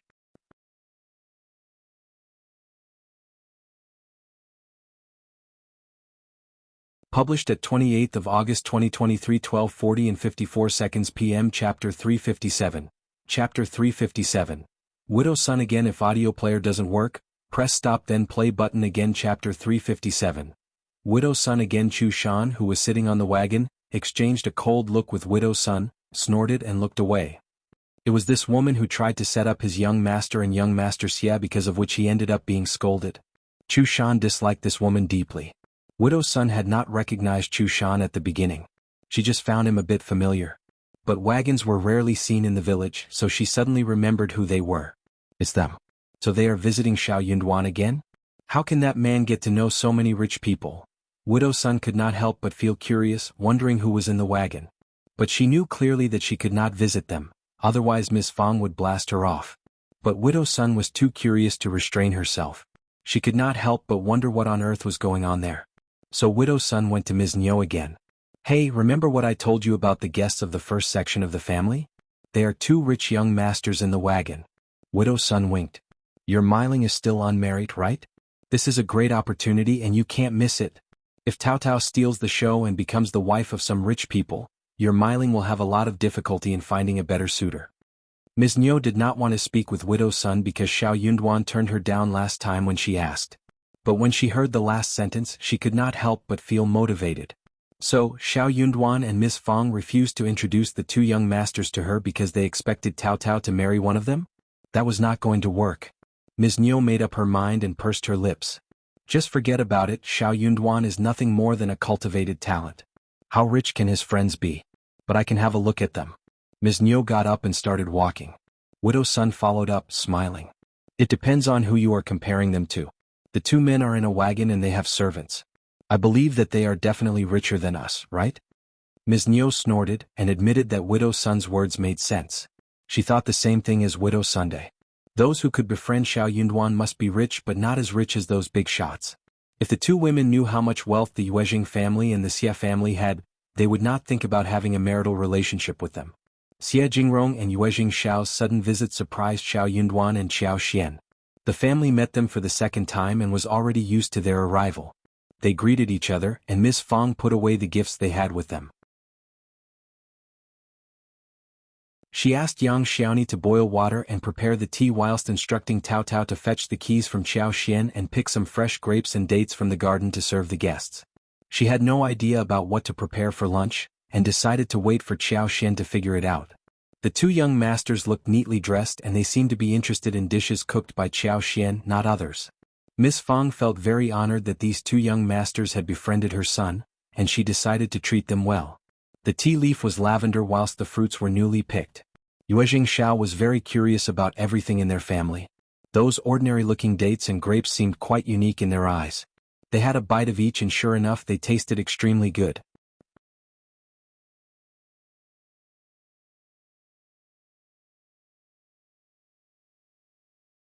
Published at 28th of August 2023, 12:40 and 53 seconds p.m. Chapter 358. Chapter 358. Ms. Niu's excitement. If audio player doesn't work, press stop then play button again. Chapter 358. Ms. Niu's excitement. Yuezheng Shao said excitedly with a smile. The bergamots that you gave us last time grew so well that I shared two with Brother Xia, who gave them to his grandma. She loved it. Do you have any more of those? Please give us some more this time. Shao Yunduan and Xiao Xian gave that as a gift to Yuezheng Shao during the mid-autumn day, but they did not give it to Xia Jingrong. That was because her family and the Xia family were not in a very familiar relationship, and a family like the Xia family would not receive presents easily. They had no idea what to give to them, so they gave nothing to Xia Jingrong. Xiao Xian smiled. Yes, I have a dozen on the trees, all growing well. We will need 3 and 4 for the new year. You can take the rest away. The bergamots looked really good. Xiao Xian considered planting some more next year. Yuezheng Shao did not turn her down and smiled. Okay, I will take them. Xia Jingrong nodded with a smile to express his gratitude. They did not need to think about what to take and give. They were just exchanging gifts. Xiao Xian and Shao Yunduan laughed. They appreciated friends like Yuezheng Shao and Xia Jingrong. They were just chatting when Ms. Niu and Widow's son walked in. Ms. Niu glanced about and her eyes brightened, her heart throbbing in excitement. These two young masters were so handsome. Look at the clothes they were wearing and the wagon and the servants. Xia Jingrong and Yuezheng Shao were not into showing off. They were not exquisitely dressed for the trip to the Shao family in the village. That was why Ms. Niu believed that they were within her league, thus getting extremely excited. They looked handsome and they had money. They were just right to be her son-in-law. Yunduan and Miss Fang were so stingy not to introduce them to her. Now that she was here, she was not going to let them stop her. Oh, we have guests over. I have never seen you before. Where are you from, two young masters? Oh yes, I am Yunduan's second aunt, married to his real second uncle. Ms. Niu was glancing at Yuezheng, Xiao and Jingrong, feeling quite confused and excited at the same time. Both of them looked so nice, which one should she pick? Jingrong frowned and stayed silent. Yuezheng Xiao smiled, feeling that this so-called second aunt of Xiao Yunduan seemed quite rough, yet she was part of Xiao Yunduan's family. So he was about to answer her when Xiao Xian stood up. She took hold of Ms. Niu's arm and smiled. Second aunt, you are here to speak with my mother, right? She is in the backyard, come with me. She then glanced at Widow's son who was rolling her eyes. She asked her straightforwardly. Aunt son, what are you doing here? Visiting my mother. Widow's son smiled and said, we are guests and we can of course see each other. But Miss Qjao, you are a junior in the family and you should not speak with me like this in front of guests, right? Xiao Xian had no interest in concealing anything in front of Jingrong and Yuezheng Xiao. After all, not everything could be concealed or ignored. For example, Ms. Niu and Ms. Ma, who always tried to portray as if they were a good, united family. Yuezheng Xiao and Jingrong would not mind the truth about their family situation, since they were friends. The two of them understood clearly what Ms. Niu was like the moment she showed up. It was totally reasonable when she spoke harshly.